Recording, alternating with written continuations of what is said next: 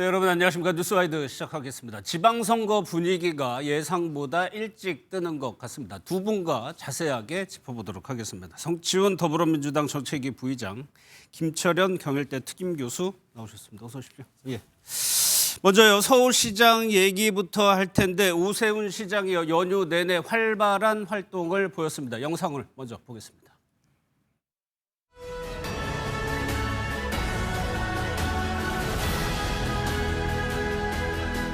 이런 한강 같은 강이 세계적으로 없어요.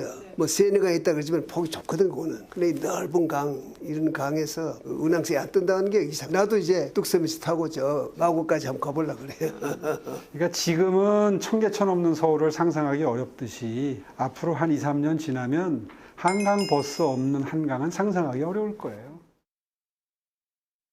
지난 1일이었죠. 이명박 전 대통령과 특별 대담을 한 데 이어서 연휴 기간에도 SNS도 올리고요. 다양한 활동을 했습니다. 먼저 김 교수님께 여쭤봐야 될 것 같아요. 오세훈 시장이 이명박 전 대통령을 만난 배경, 이유를 뭐라고 봐야 될까요? 일단 외형적으로는 청계천 복원이 20주년 되는 해거든요. 예. 그렇기 때문에 아마 오세훈 시장이 2006년도에 서울시장에 처음 도전할 때 내세웠던 슬로건이 서울 르네상스였거든요. 르네상스. 그렇죠. 예. 근데 아마 이 오세훈 시장 입장에서 볼 때는 그 르네상스의 시초가 이명박 이 시정 시절에 아마 청계천 복원부터 시작됐다. 그렇기 때문에 본인이 아마 내년에 5선 도전을 통해서 예. 그 한강 르네상스 또는 서울 르네상스를 본인이 완성하겠다고 하는 강한 의지를 갖고 있거든요. 그러니까 우선은 도전한다고 봐야 되는 거죠. 그렇게 5선을 도전하고 본인이 이제 어떤 내세웠던 서울 르네상스를 마지막으로 마침표를 찍어야 되는데 그 처음을 열어준 분이 이명박 전 대통령이었기 때문에 예. 이재명 전 대통령을 만나서 일단 뭐 청계천을 통한 어떤 서울 르네상스에 대한 얘기를 좀 하는 것 같고요. 한편으로 볼 때는 어쨌든 5선에 도전하게 되면서 오세훈 시장도 이제 차기 대권에 대한 일단 꿈을 키울 수 있게는 됐거든요. 예. 근데 보면 그 이명박 대통령도 보면 2006년도에 서울시장이 끝나고 바로 2007년에 대권을 도전해서 바로 대통령이 그랬죠. 된 경험이 예. 있기 때문에 아마 그런 폭넓은 어떤 대선에 대한 경험도 본인이 어떤 정도 조금 뭐 배워야 될 것도 있고 또 이명박 대통령을 나름대로 오세훈 시장이 정치적 멘토로 생각하는 부분들도 높이 있거든요. 그렇기 때문에 아마 여러 가지 부분에 있어서 아마 이명박 전 대통령을 예. 나름대로 정치적 멘토로 삼아서 내년 5선도 도전하고 그 이후에 2030 대선에까지도 도전할 수 있는 그러한 여러 가지 좀 포석을 지금 깔고 있는 것은 아닌가 이렇게 보입니다. 예.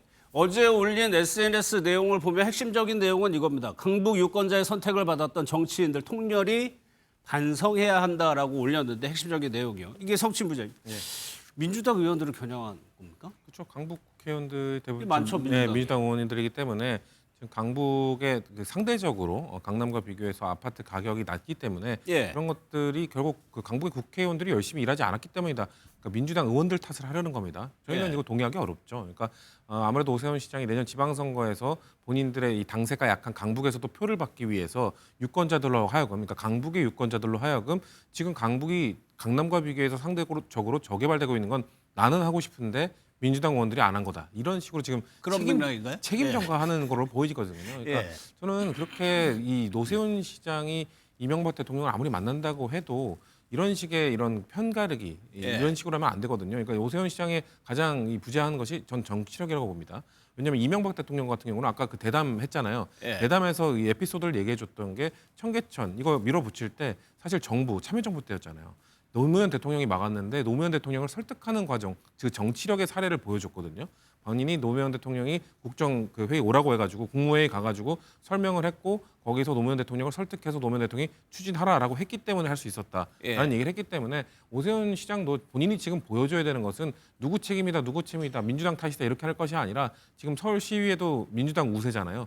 거기에서 정치력을 어떻게 보여주면서 이명박 대통령이 보였던 청계천 그런 것과 같은 정치력을 보여준 사례를 만드는 것이 중요하지 예. 남 탓하는 거는 지금 할 건 아니라는 말씀 드리고 예. 싶습니다. 일단은 각을 세우는 모습이에요. 이제 지성부대에 들어갔다고 봐야 될 것 같은데 서울시장 표심이 어떻습니까? 강북 유권자들이 사실상 좌우하는 건가요? 그래서 일단은 뭐 오세훈 시장 입장에서 볼 때는 강남 3구에서 항상 표가 많이 나왔거든요. 그랬죠. 예. 그러다가 뭐 최근에 방금 얘기하신 것처럼 집값 상승을 좀 이끌고 있는 용산, 뭐 광진, 성동까지는 아무래도 오세훈 시장 입장에서 볼 때는 상당히 조금 유리하다 이래 좀 생각을 하는 것 같고요. 강북 쪽은 보면 굉장히 뭐 과거 20년 전이나 지금이나 똑같거든요. 그리고 어떤 부동산 가격도 보면 가장 먼저 떨어지는 곳이 노도강, 그러니까 노원, 도봉, 강북 이런 쪽이 가장 먼저 떨어지고 오를 때도 보면 가장 늦게 오르는 지역이 거기다 보니 예. 아무래도 오세훈 시장 입장에서 볼 때는 그 지역에 있는 국회의원들 특히 아마 뭐 성북에서부터 강북, 뭐 중랑, 노원, 도봉 이쪽에는 민주당 국회의원들이 계속적으로 다선 의원들, 사선 의원들이 굉장히 질비하거든요. 특히 노원 같은 경우에도 보면 그 국회의장을 하고 있는 오은식 의원이 벌써 5선인데 거기 지역도 계속적으로 여전히 낙후된 부분에 있는 것은 예. 이것은 서울시의 어떤 서울시 행정력의 문제가 아니고 예.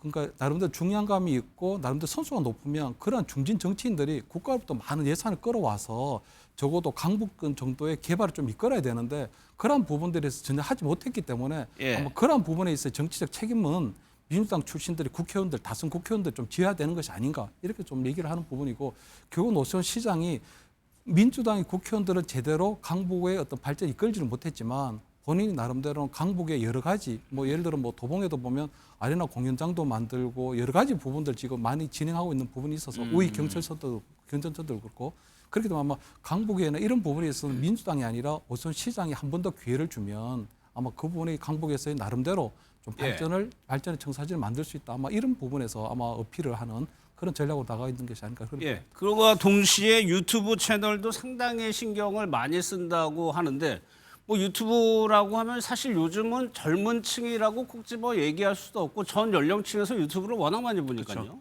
유튜브는 사실 이제 세대 차이가 아니라 적극성의 차이라고 보거든요. 적극성. 좀 적극적 지지층들이 유튜브를 많이 보죠. 이 알고리즘에 의해서 계속해서 뭔가 본인이 보고 싶은 컨텐츠를 보도록 유도되는 것이 유튜브다 보니까 오세훈 시장도 사실 유튜브에서의 발언이나 이런 것들 보면 본인이 해왔던 예. 좀 온건한 중도, 합리적인 중도 이 노선에서 조금씩 벗어나는 모습들을 보여주거든요. 왜냐하면 유튜브 채널이나 이런 데서 발언할 때는 좀 약간 자극적이고 좀 더 강경하네? 좀 더 강경하게 할 수 있어야 되거든요. 그래서 컨텐츠나 이런 것들은 좀 젊은 세대에 맞춰져 있지만 중간 얘기를 하는 걸 보면은 단어의 발언이 셉니다. 아무래도 오세훈 시장도 요즘에 있는 정치적 흐름, 워낙 강경한 이 적극적 지지층에 기대야 경선에서 승리할 수 있기 때문에 예. 그런 것들을 의식해서 좀 유튜브에서나 아니면 SNS나 이런 데서 발언이 점점 좀 세지는 경향이 있는데 저는 본인에게 맞는 옷을 입어야 된다고 생각합니다. 오세훈 시장이 예. 사실 지금 그 유일무이한 5선 서울시장이잖아요. 예. 그러니까 3연임을 금지, 3선 연임하면 그 이후로 못하도록 되는데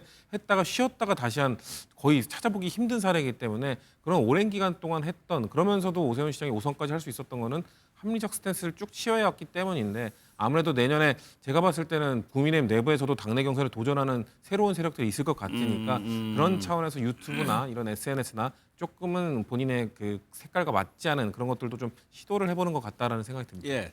뭐 아시다시피 오세훈 시장이 현역 시장입니다. 이제 경선 얘기를 했는데 실질적으로 경선이 이뤄질 수도 있을 것 같습니다. 나경원 의원에 대해서 나경원 의원이 경기도지사 출마설에 불쾌감을 드러내면서 나는 서울 지역구 의원이라는 점을 강조했습니다. 그 얘기 한번 들어보겠습니다.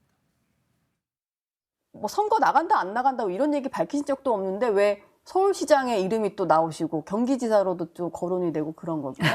경기지사는 터무니없는 이야기고요. 예. 제가 뭐 서울에서 국회의원을 오래 한 사람으로서 그거는 도대체 터무니없는 얘기고 서울시장은 아마 제가 그동안 여러 번 서울시장 경선에 도전을 한 적이 있었기 때문에 또 네. 지난번에도 뭐 여러 가지 좀 우리 당 룰이라든지 이런 부분에 아쉬운 점도 있어서 이야기들을 많이 하시는 것 같습니다.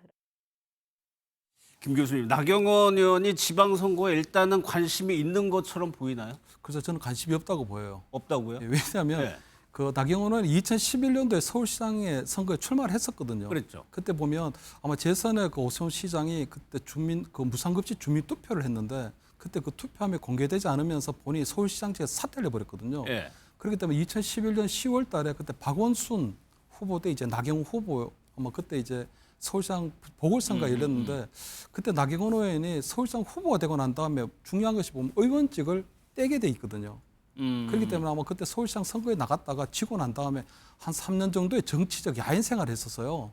그래가지고 후보로 나갈 때도 의원직을 그렇습니다. 후보가 되는 순간에 의원직을 사퇴해야 되기 때문에 예. 그때 아마 2011년 10월 달에 서울시장 보궐선거에 나갔다가 지고 난 이후에 예. 2014년도 동작구에서 열렸던 재보궐선거 나올 때까지 한 3년 정도를 완전 정치적 야인 생활을 하게 되거든요. 예. 그렇기 때문에 아마 나경원 의원 입장에서 볼 때 내년 서울시장 선거가 굉장히 유리한 정치 지형이면 출마를 한번 해볼 수는 있겠으나 지금 같은 경우는 내년 서울시장 선거도 그렇게 만만한 선거가 아니기 때문에 예. 본인이 굳이 뭐 당내 경선에 나가서 오세훈 시장하고 또 뭐 경선을 한다거나 또는 본인이 또 의원직까지 걸고 서울시장 선거에 출마하기까지는 굉장히 좀 곤란하지 않느냐. 그렇게 되면 저는 나경원 의원이나 정책 속셈은 첫 번째는 계속적으로 추미애 법사위원장하고 추나 대전을 통해 가지고 예. 내년 후반기에 국회 부의장직을 노리거나 그게 국회 어차피 부의장. 국민의힘의 예. 어떤 티오가 있으니까요. 또 하나는 내년 지방선거 이후에 새롭게 아마 이 당내 어떤 뭐 당권 질서가 새로 정리될 수도 있기 때문에 예. 아마 차기 당권에 도전하는 쪽으로 아마 나름대로 정책 방향을 잡고 있지 아마 내년 서울시장 선거에 도전하는 거는 당장에 아마 당내 경선 과정에서도 오세훈 시장을 쉽게 이기지도 못할 뿐만 아니고 예.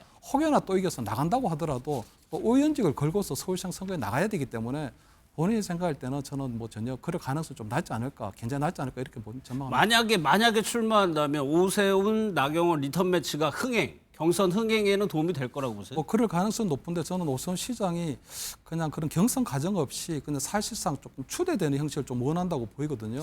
그렇겠죠. 오 왜냐하면 시장 그- 입장에서는. 왜냐하면 오세훈 시장이 지금 뭐 굉장히 뭐 인지도도 상당히 압도적이고 예. 그리고 나름대로 뭐 지금 한 4선을 하는 동안에 굉장히 이루고 놓은 것이 많은데 굳이 나경원 의원하고 어떤 당내 경선 과정에서 불필요한 어떤 힘 빼기를 할 필요도 없다고 생각을 할 수도 있고요.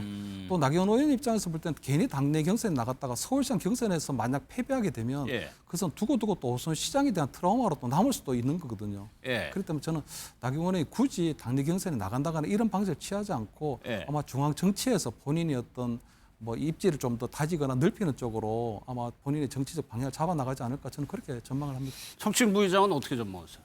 글쎄요, 저는 나경원 의원이 일단 경선에 나갈 가능성이 있다고 봅니다. 왜냐하면 예. 정치인은 계속해서 선거에 나가는 것이 본인의 이름을 알리고 본인의 조직을 관리하는 그런 효과가 차원에서 있죠. 예. 있는 것이거든요. 그러니까 말씀하신 것처럼 나경원 의원은 아마도 저는 개인적으로는 내년 다음 차기 당권을 도전하지 않을까라는 생각을 하는데 차기 당권을 도전하려면 결국 전국 조직이 있어야 되거든요. 예. 그래도 광역자치단체장 정도의 선거를 치르게 되면 다시 한번 본인의 조직을 정비할 수 있는 시간이 될 수도 있기 때문에 굳이 오세훈 시장과 막 각을 그렇게 크게 세우지 않으면서 대신에 본인의 이름을 또 알리는 시간으로 가져갈 수도 있거든요.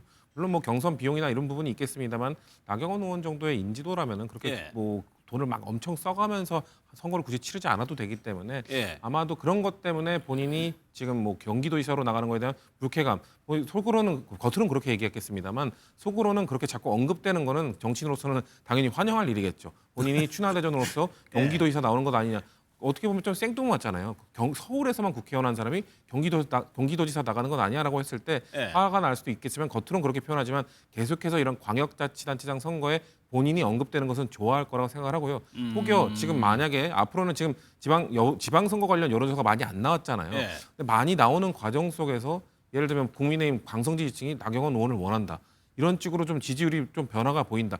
그러면은 갑자기 마음이 바뀔 수도 있죠. 근데 지금 입장에서는 아마 현직 시장이 있기 때문에 예. 원래 현직 시장은 민주당도 그렇고 국민의힘도 그렇고 현직 시장이 큰 잘못이나 지지율 하락이 없으면 그렇게 추대를 하거나 아니면 경선을 하더라도 그렇게 치열하게 안 하거든요. 예. 그런 차원에서 아마 나경원 의원이 아직까지는 입장을 밝히지 않는 걸로 보여집니다. 경기도지사 자리는 뭐 그렇다 치더라도 서울시장 후보군에 이름이 오르내리는 건 굳이 거부할 이유는 없대 현재 네. 상황에서는. 그렇다면 오세훈 시장의 입지가 차기 지방선거 서울시장 후보군 국민의힘 안에서 뭐 확고하다 이렇게 봐야 되는 겁니다. 그렇습니다. 제가 볼 때는 뭐 오세훈 시장이 뭐 오선에 도전하는 데 있어서는 살짝 뭐 추대 형식을 밟을 가능성이 굉장히 크다고 보이거든요. 왜냐하면 이것이 오세훈 시장이 그냥 서울시장지만 도전하는 게 아니라 예. 오세훈 시장이 도전하는 순간에 25개 구청장 선거도 본인이 진두지휘해야 되는 것도 있고요. 그렇죠. 90여 개의 서울시의원 그다음에 그 수백 개의 어떤 그 구의원 선거도 본인이 전체로 지휘해야 되는 상황이 있기 때문에 아마 본인이 거기에 대한 굉장히 막중한 어떤 책임감이라든가 이런 부분들이 있거든요. 예. 그리고 아마 내년에 아마 서울시에서 열리는 어떤 서울의 지방선거에 나서는 후보자들도 보면 오세훈 후보가 서울시장 후보가 되어서 본인들이 전체 선거를 좀 이끌어주는 것이 본인의 어떤 구청장 당선에도 선거에도 유리하다. 훨씬 더 도움이 된다고 생각하기 때문에 예. 아마 제가 볼 때는 그냥 오세훈 시장이 사실상 어떤 추대 형식으로 가는 그런 방향으로 잡히지 않을까 이렇게 좀 생각을 하고요. 예. 그때 2010년도에도 보면 오세훈 시장이 굉장히 그때 한명수 후보하고 재선 선거에서 어렵게 그때 아마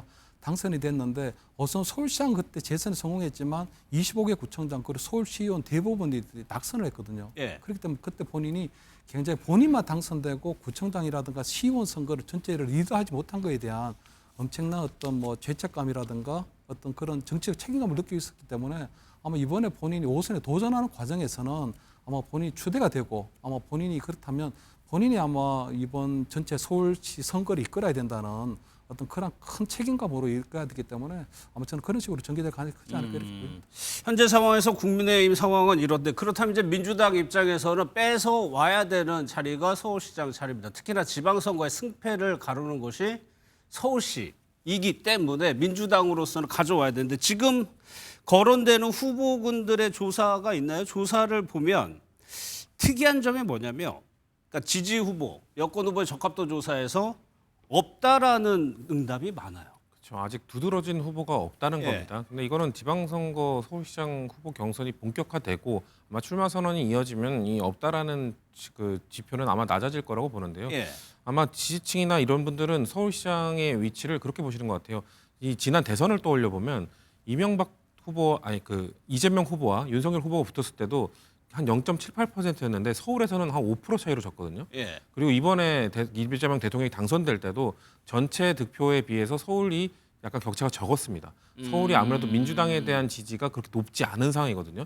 그러면은 민주당이 서울시장을 탈환하기 위해서는 누구를 내세워야 될 것인가? 이건 지지층의 고민이 아주 깊을 거라고 봅니다. 그렇죠. 그래서 지금 우리 아까 그 그래프로 봤던 것처럼 박주민 의원이나 정원우 구청장 같은 경우가 상당히 특이한 경우인데요. 성동구청장이죠. 그렇죠. 그러니까 중앙 정치를 단 한 번도 한 적이 없는 분인데 예. 성동구에서 그리고 성동구를 둘러싼 구에서 아주 인지도나 호감도가 매우 높은 분인데 그래서 지표가 높게 나오는 것이 아마도 이런 박지민 의원, 정원호 구청장 이런 분들이 아무래도 다선 의원들 좀 강한 강성 형향을 띄워왔던 다선 의원들보다 좀 주목을 받는 이유는 제가 아까 말씀드린 것처럼 서울 지역에서는 지금 민주당에 대한 그런 우호도가 예. 전체에 비해서 낮습니다. 그렇기 때문에 아마도 좀 중도 성향, 좀 합리적 성향 이런 분들이 아무래도 서울시장을 탈환하는데 좋지 않겠느냐라는 좀 움직임이 전 조금씩 나타나고 있는 거로 보기 때문에 예. 이런 분들이 아마 서울시장 이 레이스가 본격화됐을 때 당내에서 좀 목소리를 내기 시작하면은 이 없음 30%는 줄어드는 거는 전 시간 문제라고 봅니다. 뭐 그렇게 성층부장 해석을 했지만 이것이 혹시 지금 거론되는 후보들 중에 민주당 지지자들이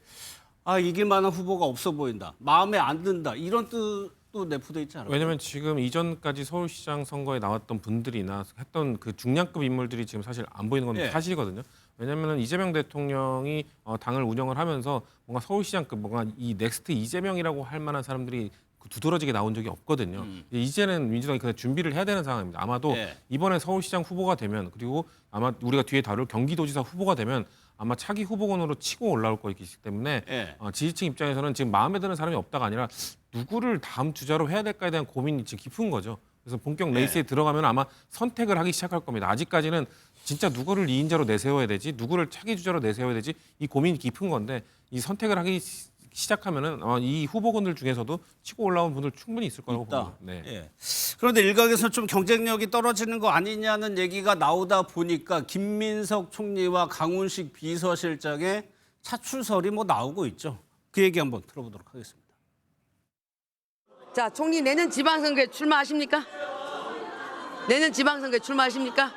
내년 지방선거에 출마하시냐고 물었습니다. 생각 없습니다. 그건 왜 물어보십니까? 아니, 총리니까 제가 물어보는 겁니다. 네, 생각 없습니다. 예? 생각 없다고 말씀드렸습니다. 생각 안 하십니까? 다행입니다. 이재명 정부의 모든 국정, 인사, 특검이 오로지 지방선거에 맞춰져 있습니다. 정권 자체가 거대한 선거 기획사 수준입니다. 윤석열 정권에서 그 특검들을 거부권을 행사하지 않았으면 이미 끝났을 일입니다. 선거하고는 아무 자, 상관이 그리고 없습니다. 또 제가 총리인데 예. 무슨 서울시장 경선을 해? 김민석 대통령이 총리. 풀어준대요? 김민석 총리가 서울시장에 나갈 수 있는 유일한 방법은 예. 정청래 지도부가 예. 지도부의 의결로 보내달라고 하는 수밖에 없는데 서울시장 나오려고 하는 의원들이 다른 의원들? 지금 최고위원 중에도 있고 현직 의원들 중에도 여러 명 있는데 예. 저분들을 누르면서 의결해서 대통령한테 김민석 총리 좀 풀어주세요라고 건의할 수 있을까요? 택도 없는 소리요. 내가 볼 때. 적어도 지금 대통령실 분위기는 총리를 내년 지방선거에 차출시킨다는 생각은 한 번도 한 적이 없어요.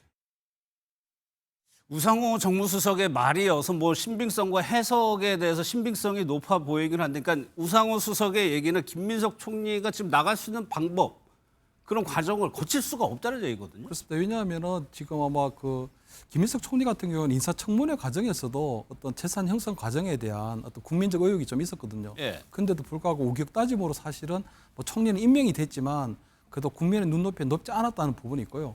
김인석 총리가 만약에 서울시장 출마를 해서 사퇴하게 되면 후임 총리를 또 뽑아야 되는데 예. 후임 총리가 또 인사청문회 과정에서 또 낙마가 된다거나 한 이런 여러 가지 리스크가 또 생길 수 있는 부분이 있거든요. 부담일 수 있죠. 그렇습니다. 예. 그리고 아마 김민석 총리 개인적으로도 아마 출마하고 싶지 않을 것 같은데 아, 그래요? 김민석 총리 같은 경우도 2002년도에 그때 서울시장에 출마를 맞아요. 했었거든요. 예, 근데 그때 예. 아마 이명박 아마 후보에게 왕창 예. 깨주고 난 이후에 아마 본인이 볼 때는 그때는 아마 국회의원직도 떼고 또 출마를 했고요.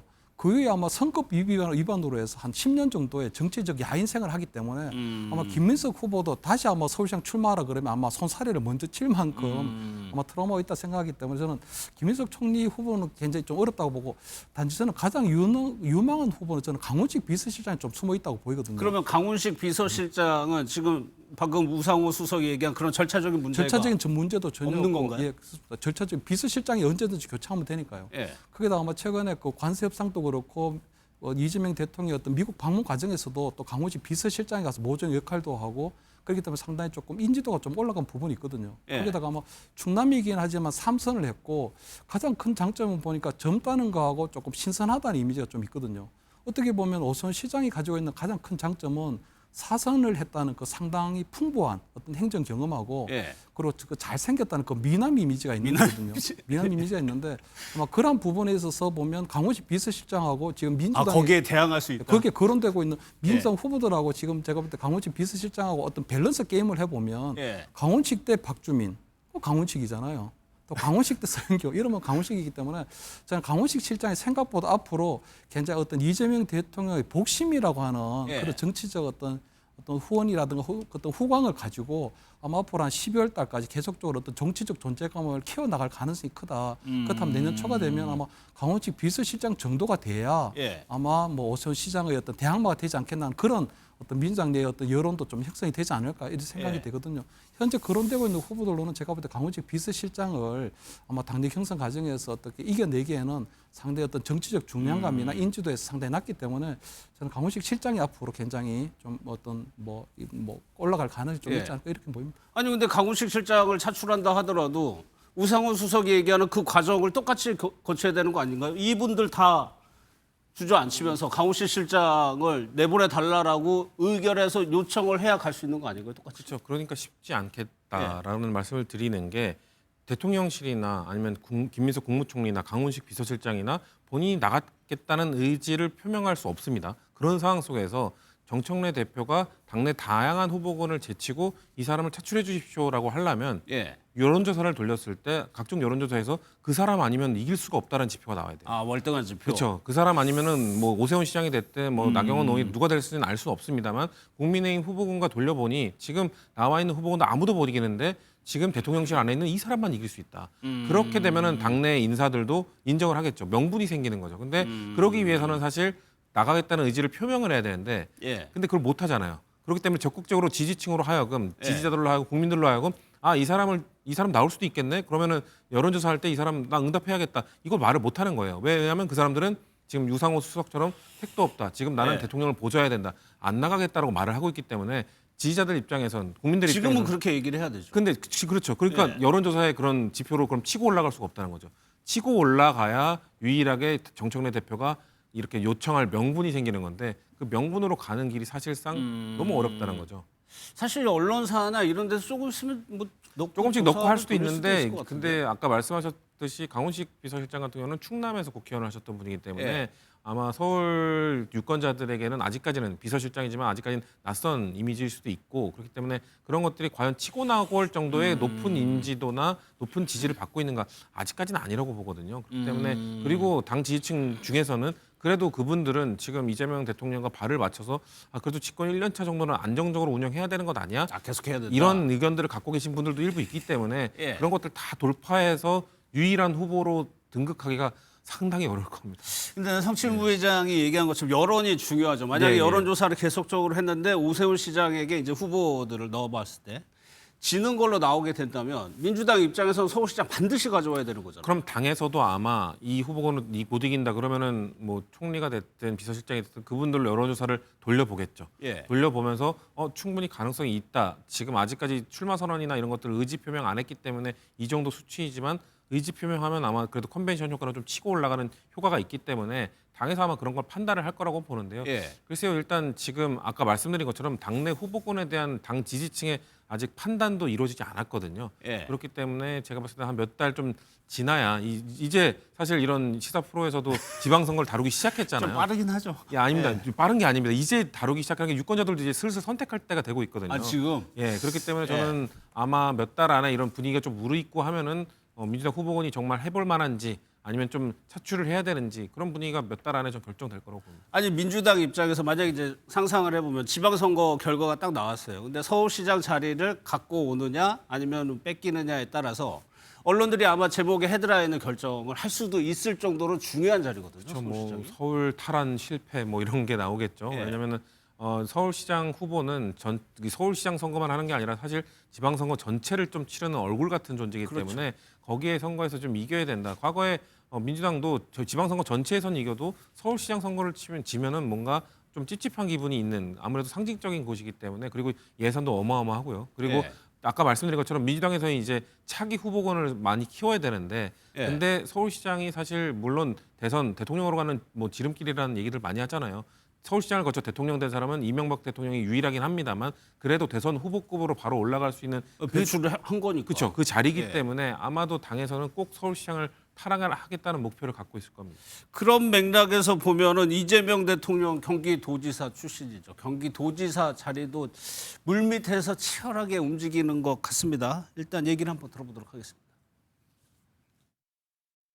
아주 우리 당의 자산들인 그런 나경원, 오세훈, 나경원 그런 분 등이 아주 또다시 경쟁을 통해서 좋은 후보를 선정된다면 저는 서울은 충분히 싸울만 하고요. 경기도가 여전히 저희에게는 좀 많은 어려움이 예상이 되는데 최근에는 또 원희룡 의원이라든지 또 뭐 안철수 후보 또 여러 후보들이 이제 거론이 되지 않습니까? 어떤 그 견제와 균형이라는 그 장치, 그 활동을 다시 해야 건강해질 수 있다는 측면에서 경기도민들의 선택도 한번 기대해 봅니다. 어설픈 연대는 오히려 나중에 분란이 일으키기 때문에 저는 그건 또 좀 뒤에 좀 판단해야 될 문제라 이렇게 봅니다. 네.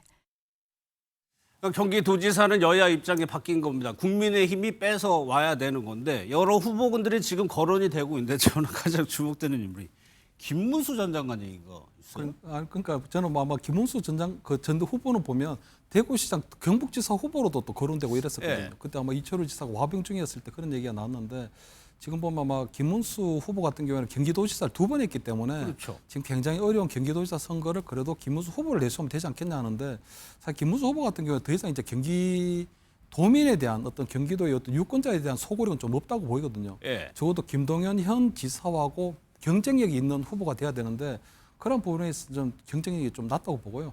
지난번 아마 경기도지사 선거 때 보면 그때 유승민 전 의원하고 김은혜 그때 후보가 경선을 했었거든요. 예. 근데 그때 보면 아마 유승민 의원이 조금 무난하게 경기도지사 선거에 나갈 수 있을 줄 알았는데 그때 이제 윤석열 전 대통령의 어떤 윤심 논란이 벌어지면서 김은혜 후보가 그때 경기지사의 선거에 나간 적이 있었거든요. 그렇기 때문에 아마 지금 같은 경우에는 오히려 경기도지사 선거로 볼 때는 현역 국회의원, 경기도 지역에 있는 현역 국민의힘 국회의원들이 나오지 않는다면 저도 유승민 전 의원이 그나마 중도 확장성이나 이런 부분들이 제일 좋을 것 같은데 예. 문제는 보면 장동혁 지도부가 생각할 때 유승민 전 의원이 경기도지사 후보가 되면 나중에 경기지사가 실질적으로 돼도 걱정이고 안 돼도 걱정이거든요. 지도부에서. 예, 왜냐하면 경기지사가 진짜 실제로 돼버리면 임기가 끝난 2030년에 경기지사직을 갖고 바로 대권에 도전하기 때문에 아마 그냥 대권에 직행할 수 있는 그 길을 열어주는 것밖에 안 되는 것이고 예. 만약 안 돼도 걱정인 것은 경기도지사 선거를 통해서 본인이 앞으로 이제 국민힘 내부의 어떤 반윤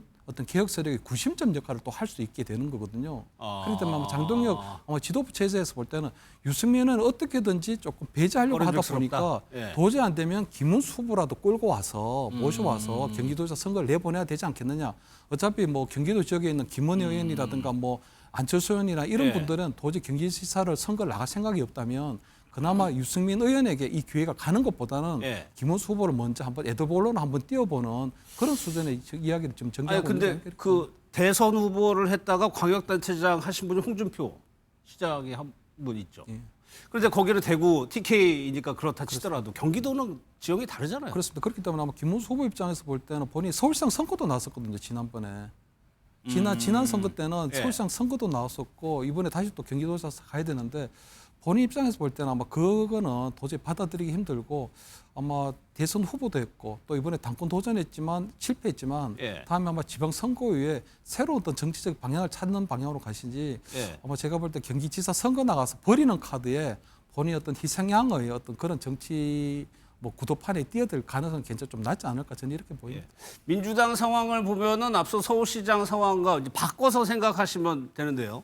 오세훈 시장이 있다고 치면 지금 김동연 지사가 있습니다. 그럼에도 불구하고 당내에서 이렇게 여러 후보군이 뭐 김병주 의원은 저희 방송에 나오시기도 했지만 이런 현상이 왜 벌어지고 있는 거예요? 후보를 지금 지사를 바꾸자는 얘기입니까? 그러니까 아무래도 아까 서울과 지금 반대되는 상황인 게 현역 단체장이 국민의힘이냐 그 민주당 이게 아니라 네. 지난 대선을 잠깐 아까 말씀드렸잖아요. 서울에서는 이재명 당시 후보가 윤석열 후보한테 질 때 더 크게 졌고 이번에 네. 이길 때도 서울에서는 덜 이겼거든요. 근데 경기도는 반대입니다. 경기도는 그때 윤석열 후보한테 질 때 이재명 후보가 5% 6% 이겼고요. 이번에 이길 때도 거기 김문수 후보는 거의 한 15% 정도 차이 날 정도로 압도적으로 이겼거든요. 그러니까 예. 경기도에서는 어떻게든 후보가 되면 될 된다? 가능성이 높은 겁니다. 예. 서울에서는 아까 말씀드린 것처럼 지금 지지층이나 아마 당 지도부 입장에서도 조금 중도 확장성이 있는 사람이 돼야 예. 그런 사람이 좀 가능성이 높은 건데 이제 경기도는 일단 이 경선을 통과하면 당선될 가능성이 매우 높아지는 거죠. 그렇기 때문에 아무래도 지금 후보군 보면 현역 지도부들이 많거든요. 현역 지도부들 강성 지지층의 아무래도 압도적 지지를 받고 있는 분들이 많기 때문에 예. 어떻게든 이 경선을 돌파하게 되면은 중도 확장성이 좀 떨어진다 하더라도 경기도의 높은 민주당 지지를 등에 업어서 될 수 있다는 그 가능성이 있기 때문에 예. 그래서 아무래도 좀 다양한 분들이 도전을 하는 것 같습니다. 김동연 지사, 그러니까 민주당 지지자들이 김동연 지사에 대해서 좀 불호감이 있나요? 아니요, 아니 지금 여론조사 지표 하나 있지 않나요? 근데 예. 보면은 그렇게 나쁘지가 않거든요. 예, 앞서 있긴 해요. 예, 아무래도 예. 현역 지사의 프리미엄이 분명히 있기 때문에 김동연 지사도 나쁘지 않습니다만 아무래도 그래서 지금 당내에서 사실 얘기가 나오고 있는 게 원래 경선룰이 50% 50%거든요. 당원 50%, 일반 예, 국민 50%. 예. 이거를 좀 수정하려고 한다 아니면 주장하는 분들이 나오고 있다고 들었어요. 그러니까 왜냐면 전 그렇게 되면 안 된다고 보는데 당원 비율을 높이겠다는 그렇죠. 거겠네요. 그런 비율을 왜냐면 예. 당원 주권주의를 지금 계속 외치고 있기 때문에 광역자치단체장 선거 경선 정도에선 당원의 목소리를 더 넣어야 된다. 근데 그렇게 되면은 경기도에서는 그게 먹힐지 몰라도 예. 서울에서는 전 불리해질 거라고 보거든요. 그렇다고 그 광역 지역별로 다 차등지 적용을 하기도 어려울 겁니다. 그렇기 때문에 지금 경기도에서 혹시나 이런 당원 비율을 높여서 이걸 좀 해보겠다는 생각에 이걸 건드리게 되면 예. 서울시장 후보를 선출할 때 이 본선 경쟁력이 떨어지는 사람이 될 수도 있기 때문에 예. 저는 이건 손대면 안 된다고 보거든요. 아니 근데 당원의 비중을 강화하는 게 지금 민주당의 추세잖아요. 그렇죠. 근데 그렇기 때문에 그러니까 그 명분이 있는 거 아닙니까? 명분은 있습니다만 서울시장 선거는 제가 아까 말씀드린 것처럼 당의 목소리보다도 중도 확장성이 좀 커야 되거든요. 예. 왜냐하면 국민의힘 사례를 보면 국민의힘이 사실 8대2로 바꿨잖아요.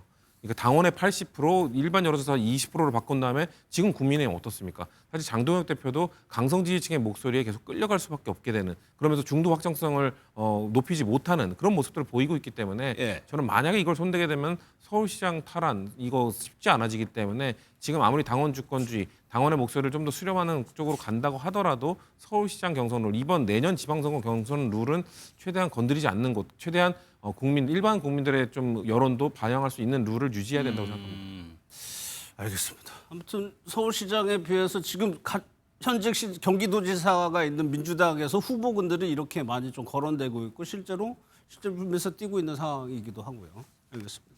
다음 인물들을 한번 살펴볼 텐데 한동훈 전 대표와 이준숙 전 위원장입니다. 먼저 한동훈 전 대표 영상 먼저 보겠습니다. 그런데 이런 말씀하신 적 있죠. 제가 계엄을 막은 게 배신이라고 말하는 사람들 말 같지도 않은 소리 이제 그만하라라고 말씀드리고 싶어요. 윤석열이라는 개인이 위법한 계엄을 하는 걸 동조해 줘야 배신하지 않는 겁니까? 여러분, 그런 배신이면 저는 여러 번 하겠습니다. 왜냐하면 그거는 나라와 민주주의를 지키는 것이지 배신이 아니에요. 저는 청년 세대는 남녀 불문하고 지금보다 훨씬 더 우대받아야 한다고 생각합니다. 그런 정치를 하고 싶습니다. 그리고 그렇게 청년 세대를 전체적으로 우대해야 하는데 쏟아져야 할 에너지가 그 세대 내에 갈라치기에 쓰여서는 안 된다고 생각해요. 보신 영상은 어제 라방 모습입니다. 한동훈 전 대표가 저렇게 라이브 방송을 하고 있고요. 라디오 인터뷰도 출연을 하고요. 민심 투어 하고 있고. 그러면 지금 한동훈 전 대표 행보의 그런 목적이 무엇이냐. 무엇을 위해서 이런 활동을 하느냐가 궁금해지는데 김 교수 뭘로? 지금 뭐 한동훈 전 대표 같은 경우 지금 정치적 활로가 조금 갑갑한 상황이라고 봐야 되거든요. 그렇기 때문에 아마 당내 입지 같은 경우에도 보면 장동혁 대표 체제가 들어서고 난 다음에 윤석열 전 대통령과의 어떤 관계를 청산하지 못하게 되면 굉장히 정치적 위기에 바로 봉착할 줄 알았는데 윤석열 전 대통령이나 김건희 여사에 대한 재판이 계속적으로 진행이 되고 그게 공개되면서 나름대로 아마 윤석열 전 대통령하고의 어떤 정치적 거리두기가 좀 되고 있는 부분이 있거든요. 장동혁 대표가 처음에는 아마 대표되고 난 다음에 윤석열 전 대통령에 대한 면회를 가겠다고 했는데 그걸 가지 않았고 지금 아마 장 대표에게 누군가가 아마 윤석열 전 대통령이 면회 가야 되지 않느냐 이런 얘기는 완전 정신 나간 사람으로 취급받을 가능성이 커졌거든요. 그렇기 때문에 장동혁 대표가 지금 생각보다 윤석열 전 대통령의 어떤 지지자들을 통해서 당대표는 됐는데 나름대로 지금 윤석열 전 대통령하고 정치적 거리두기에 성공을 하게 되니까 한동훈 전 대표 입장에서 볼 때는 당내 입지가 완전히 급격하게 좁아들게 된 상황이 되거든요. 거기다가 최근에 보면 정치적 존재감도 굉장히 옅어지고 있는 게 어떤 계속적으로 어떤 메시지를 내는 부분에 있어서도 한동훈 전 대표가 아무래도 정치적 경험이 짧다 보니 어떤 새로운 정치적 메시지를 낸다거나 이런 부분들이 굉장히 조금 부족한 부분이 있거든요. 그렇기 때문에 어떤 민심 투어도 가보지만 그것도 잘 안 먹히고 있고 라방을 하지만 그것도 보면 지금 국민의힘이 전체적으로 이재명 정부권과 맞서서 강한 야당으로서 어떤 뭉쳐야 될 텐데 아마 그 한 전 대표만 지금 딴 살림 차리듯이 뭐 라방을 하고 있다 이런 것들도 굉장히 좀 한가한 행보로 지금 펼쳐지고 있는 부분이 있기 때문에 아마 한동훈 전 대표 입장에서 볼 때는 지금 어쨌든 정치적 활로를 조금 만들어야 되는데 당내 입지도 줄어들고 정치적 존재감도 옅어지고 있고 그렇기 때문에 아마 여러 형태로 지금 라방을 하고 있는 것 같은데요. 그럼 김 교수님이 보시기에는 지금 한동훈 전 대표의 앞으로 미래가 딱 보이진 않는다. 아마 보이지 않습니다. 지금 그러니까 한동훈 전 대표 같은 경우에는 저는 좀 아마 책을 좋아하시는 것 같은데 과거 저는 김영삼 전 대통령의 어떤 대도무물이라든가 좀 큰 정치를 할 수 있는 그런 큰 정치의 어떤 스킬을 조금 배워야 될 때라고 보이거든요. 아무리 정치가 뭐 시대가 달라졌다고 하지만 라방을 하고 저런 걸로는 굉장히 조금만 뭐 어떤 메시지는 줄 수 있지만 본인이 앞으로 어떤 정치 행보가 다음에 당권에 도전하고 다음에 2030년 대권에 도전한다면 적어도 어떤 국민들에게 좀 어필이 될 수 있는 큰 정치인의 모습을 좀 보여야 되거든요. 그때 불구하고 뭐 저 거제에 내려가서 민심 탐방을 하면서 뭐 치킨 배달하고 이런 것들은 굉장히 국민들이 어필이 되는 부분은 굉장히 작은 부분이고 아마 한동훈 전 대표가 보여야 되는 어떤 큰 정치인의 모습을 아직 국민들이 못 보고 있기 때문에 과거 여당 대표를 하던 시절에 그리고 법무부 장관을 하던 시절에 어떤 큰 모습을 좀 보여주는 것이 지금 한동훈 전 대표가 안고 있는 앞으로 활로를 풀어나갈 수 있는 어떤 숙제가 아닐까 이렇게는 보입니다. 인상적인 행보를 보여주지 못하고 있다. 성신 부의장이 보시기에는 어때? 뭘 생각하고 있을까? 한동훈 전 대표는 지금. 지금 일단 그 계엄이나 윤석열 전 대통령이나 이것과 관련돼서 그리고 탄핵과 관련돼서는 다 맞는 말 하고 계시죠. 그 얘기를 계속하고 있죠. 예, 맞는 말 하고 계신데 그 얘기를 지난 전당대회 때는 좀 안 하셨거든요. 그러니까 지난 전당대회 때 본인이 출마도 안 했고 친한계 후보들 그리고 그 탄핵에 대해서 비판했던 그러니까 탄핵에 찬성하면서 윤석열 전 대통령을 비판했던 후보들에 대해서 이렇게 적극 지원도 하지 않았거든요. 아무래도 한동훈 전 대표가 계속 말하는 게 본인은 그 계엄을 당대표로서 막았던 것뿐인데 그 이후에 뭔가 그것도 그 정치적 불이익을 너무 많이 받았다. 그렇기 때문에 좀 위축돼가지고 그 전당대회 때 좀 개입을 안 했었거든요. 제가 봤을 때. 그래서 사실 그 친한계 후보들이 좀 초라한 성적표를 받았고. 그런데 그때 목소리를 안 내고 지금에 와서 갑자기 또 윤석열 전 대통령에 대한 메시지를 강하게 낸다? 저는 좀 타이밍이 맞지 않았다라고 봅니다. 저는 전선을 좀 왔다 갔다 하면 안 된다고 보거든요. 전선을 여러 개로 넓히는 것도 사실 늘 모든 전쟁사에서 전선을 넓히는 쪽은 늘 패배를 했는데 한동훈 전 대표도 지금 너는 왜 당내 비판만 하냐 하니까 또 이재명 대표 잠깐 비판하다가 이재명 대통령 비판하다가 또 이거는 또 얘기 안 할 수 없으니까 윤석열 전 대통령 친윤 이런 사람들 비판하다가 자꾸 왔다 갔다 하거든요.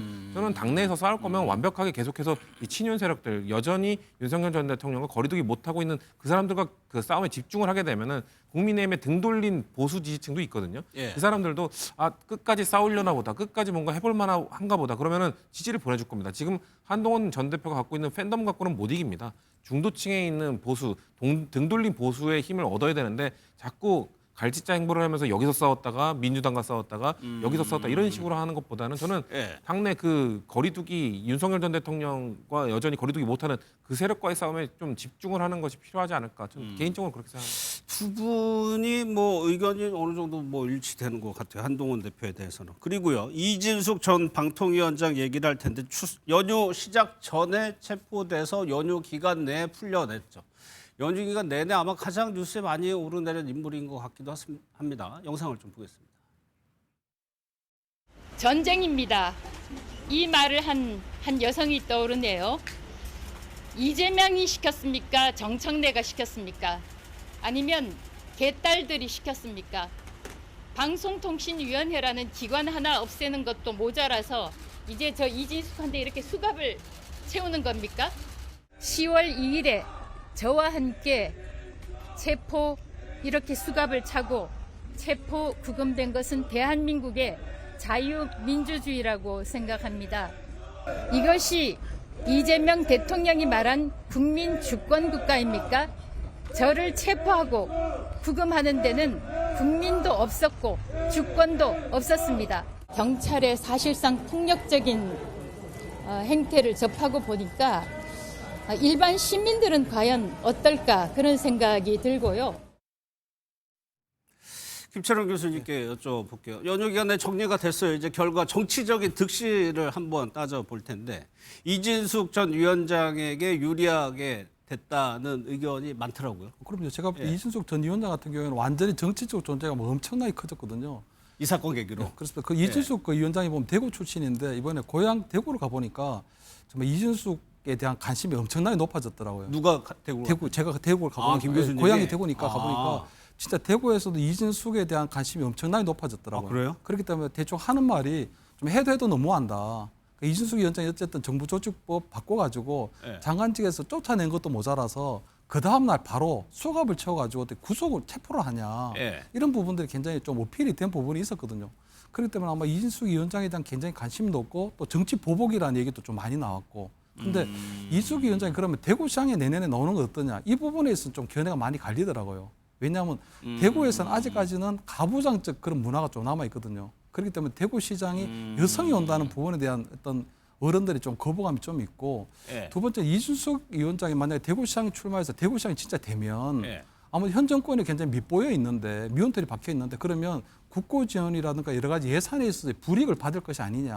그렇기 때문에 이준석 위원장을 대구시장보다는 예. 대구 지역에 있는 국회의원들 중에 예를 들어 뭐 주호영 국회 부의장에 이렇게 나름대로 어떤 대구시장 출마를 준비하고 예, 있는 예. 분이 대구시장에 나가고 차라리 그 지역에 재보궐선거가 일어날 때 이준석 위원장을 그런 국회의원 재보궐선거를 통해서 국회로 보내게 되면 국회에서 그럼 결국 과방위로 가서 최민희 위원장하고 2라운드가 다시 또 할 수 있는 거거든요. 예. 그러니까 내년에는 이제 뭐 아마 이준석 위원장 같은 대구시장보다는 대구 지역에 있는 국회의원 한 분을 대구시장으로 출마를 시키고 그 자리에 보궐선거가 열렸을 때 들어가서 다시 국회로 보내게 되면 국회 과방위에서 최민희 위원장하고 다시 한번 2라운드를 펼칠 수 있는 게 더 아마 그 뭐 국민의힘으로 볼 때는 좋지 않느냐. 그게 아마 이준숙에 대한 올바른 뭐 사용법이 아니냐 하는 그런 얘기들이 좀 많았거든요. 예. 그렇기 때문에 아마 저는 이준숙에 대한 관심, 특히 정치적 존재감 이런 것들이 오히려 긴급 체포영장이라고 하는 결국 그 부분이 뭐 인용이 되면서 결국 뭐 풀려나게 돼 석방이 되게 되면서 이준숙 위원장이 어떤 굉장히 정치 보복을 당하고 있다.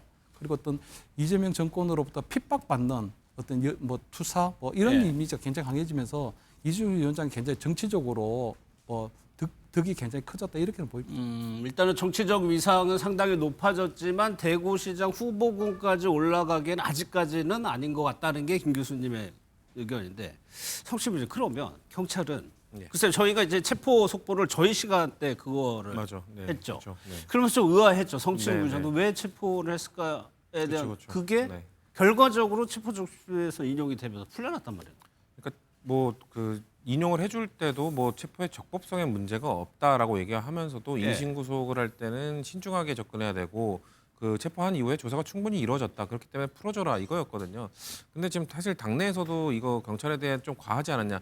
제가 저번 주에도 느꼈던 게 저번 주에는 왜 체포를 하지? 그 다음에 장면을 봤을 때는 수갑을 굳이 채워야 되나라는 생각을 했었거든요. 왜냐하면 이 자택 앞에서 체포가 됐잖아요. 보통 자택 안이나 자택 근처에서 체포가 됐을 때 그리고 물리적 저항이 크지 않을 때는 굳이 수갑을 채우지 않았습니다. 그럼 그런가요? 거의 정치인이나 이런 사람 상관을 할 건 없이 예. 자택으로 가서 이제 동행하자. 이게 뭐 구속하러 가자가 아니라 조사받으러 가자기 때문에 큰 물리적 저항이 없을 때는 그 수갑을 차지 않고 가는 경우도 있습니다. 그렇기 때문에 굳이 수갑까지 채워서 갔어야 되냐는 비판도 있는 것이고 예. 그리고 저희 당 그 박범계 의원이 지적을 한 것처럼 이 체포영장이 발부되었다고 하더라도 이 실무 관행에 대해서 경찰이 왜 파악을 못했냐? 그 말은 뭐냐면 박범계 의원이 판사 출신이잖아요. 그렇죠. 판사 출신으로서 이 구속영장 발부와 체포영장 발부를 할 때 판사들이 받아들이는 이게 좀 다르다는 겁니다. 구속영장은 매우 엄격하게 하지만 예. 체포영장은 조금 그래도 느슨하게 조금 그래도 관대하게 해주기 때문에 발부가 됐다 하더라도 바로 집행을 하는 것이 아니라 자 체포영장 발부됐는데 이날도 안 나올 거야?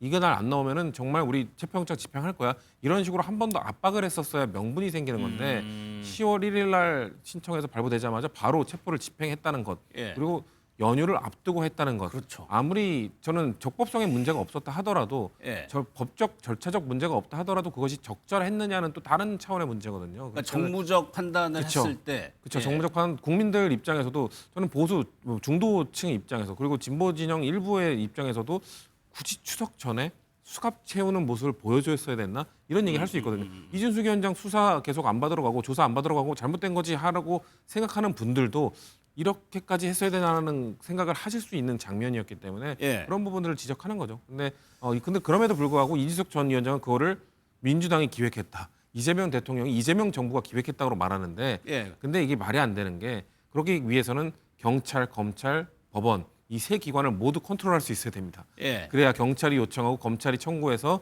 법원이 인용하는 거니까요. 근데 그럴 수 없는 상황이라는 거 아시지 않습니까? 그렇기 때문에 이준석 전 위원장이 저희도 경찰이나 이런 쪽에서 좀 과했다는 생각은 있습니다만 예. 이준석 전 위원장이 주장하는 대로 이게 민주당이 계획했다라는 거는 너무 선을 넘는 주장이란 말이죠. 아니 그런데 이제 정치적 위상이 높아졌다는 거는 이준석 전 위원장이 어제 저렇게 SNS처럼 이렇게 올려놓으면 기사화가 된다는 그렇죠. 얘기예요. 그러면은 정치 공세의 대상이 될 수가 있다는 얘기거든요. 그렇죠. 근데 민주당이나 저희 입장에서는 이준석 전 위원장이 여전히 혐의가 있고 재판을 받아야 되는 입장이 아니냐라는 말씀을 드리고 있는 거고 그리고 또 만약에 그런 것들을 다 돌파해서 예. 만약에 뭐 아까는 대구의 분위기는 다르다고 하셨습니다만 정말 대구시장급까지 올라간다고 해서 과연 보수 진영에 좋은 것인가? 좀 예. 이걸 반문하고 싶습니다. 왜냐하면 지금 보수 진영에 뭐 전한길 씨나 이런 강성한 분들이 너무 많기 때문에 사실 이 중도층으로부터 멀어지고 있는데 이준석 전 위원장도 상당히 강한 분이거든요.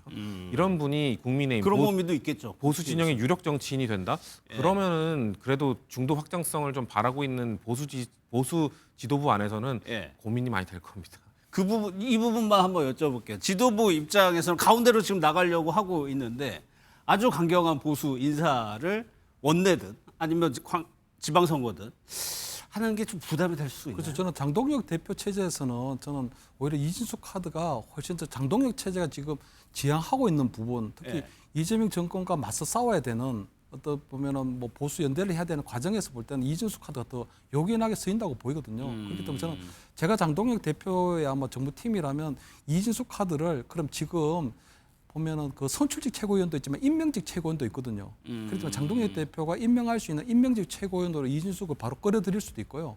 아니면 아까 말씀드린 것처럼 내년에 어떤 대구에서 일어날 국회의원 보궐선거에 이준석 카드를 보내서 그냥 국회에서 오히려 더 이재명 정권과 맞서 싸우는 강한 예. 대립을 보일 수 있는 그런 카드로는 유용하기 때문에 저는 아마 장동혁 대표 체제에서는 이준석 카드가 굉장히 장동혁 대표 체제를 더욱더 견고하게 해줄 수 있는 굉장히 요긴하게 써먹을 수 있는 그런 카드다. 저는 이렇게 보입니다. 알겠습니다. 다음은 우상호 수석의 인터뷰 관련한 논란이 뭐 계속되고 있습니다. 지금 어떤 내용이냐면 우상호 이거 하나 먼저 여쭤볼게요. 성취부장께. 이 대통령이 가장 많이 질문을 하는 것이 당이 왜 이런 결정을 했을까요라는 질문을 가장 많이 한다고 우상호 수석이 얘기했어요. 이걸로 확인할 수 있는 거는 당의 개입을 안 하고 있다. 그렇죠. 그런 거죠. 그러니까 수직적 당정 관계가 아니라 수평적 당정 관계가 유지되고 있다라는 거를 저는 증명하는 거라고 보고요. 예.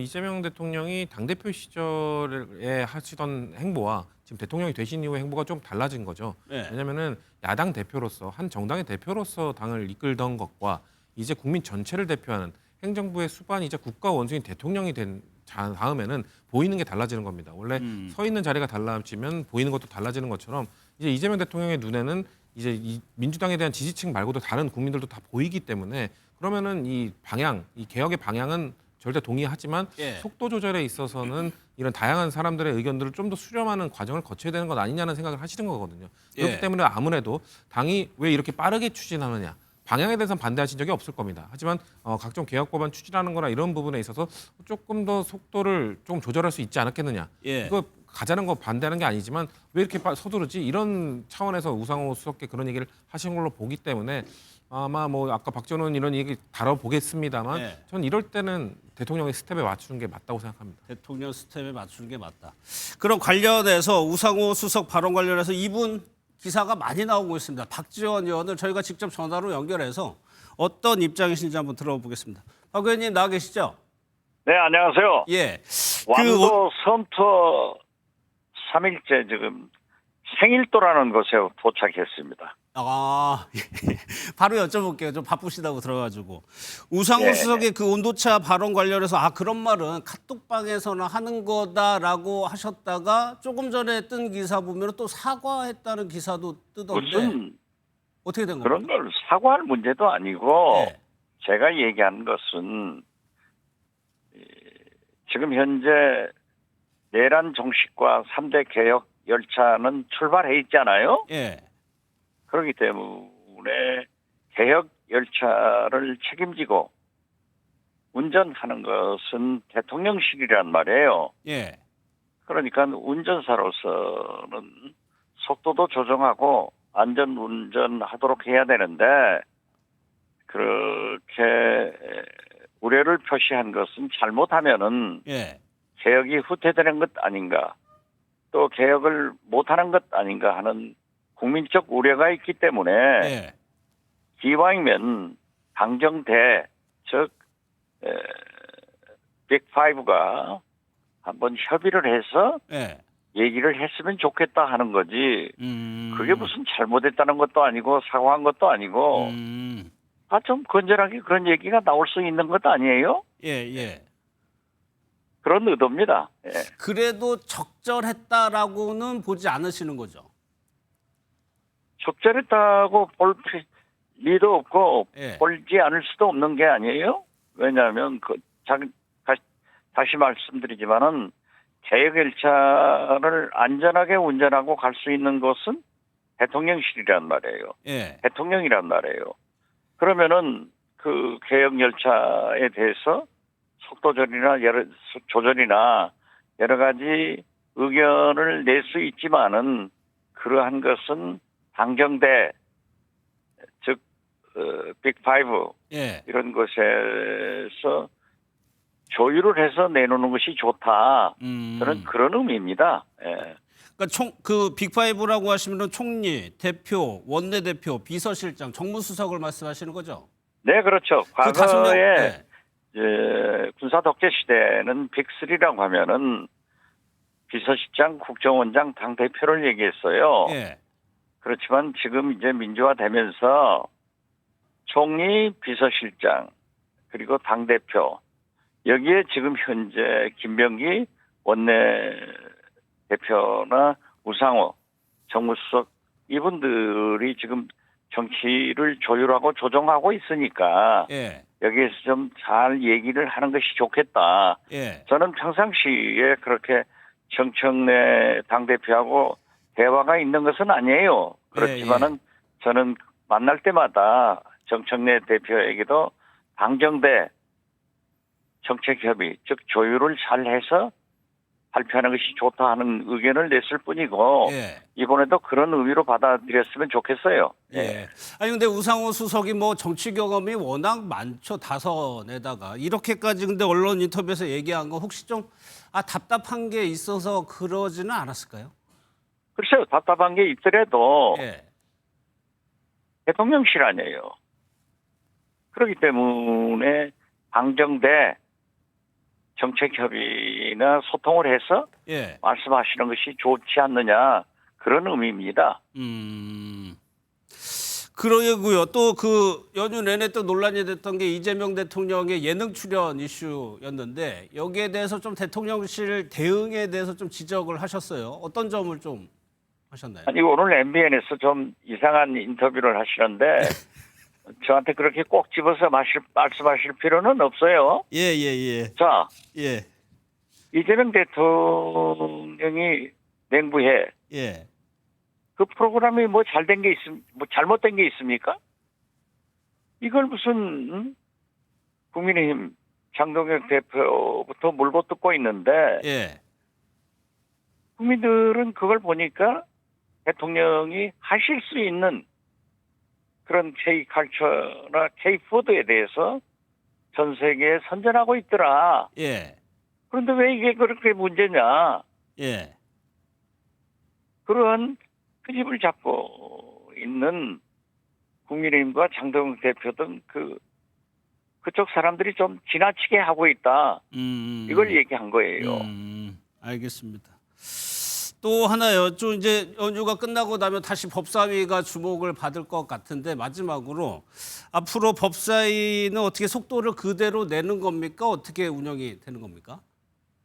법사위에서는 그렇기 때문에 당정대가 협의를 해서 이제 추미애 위원장이나 김영민 간사가 잘 조정을 해 나갈 거예요. 예.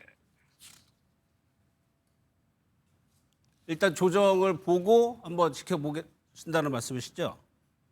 아니 그렇죠. 그리고 지금 현재로서는 조희대 대법원장의 책임을 묻지 않을 수 없기 때문에 예. 지금까지 제가 알고 있는 것은 조희대 대법원장을 증인으로 채택해서 국회에서 국정감사를 하자 이겁니다. 과거에 대법원장이 국회에 출석한 것은 초대 김병로 대법원장도 심지어 당일 출두 요구가 있어도 본회의에 와서 답변하셨어요. 예. 조진만 민복기 대법원장도 국회에 출석하셨는데 군사독재 유신헌법을 제정하면서 국정감사 자체를 없앴다가 다시 부활됐지 않습니까? 예.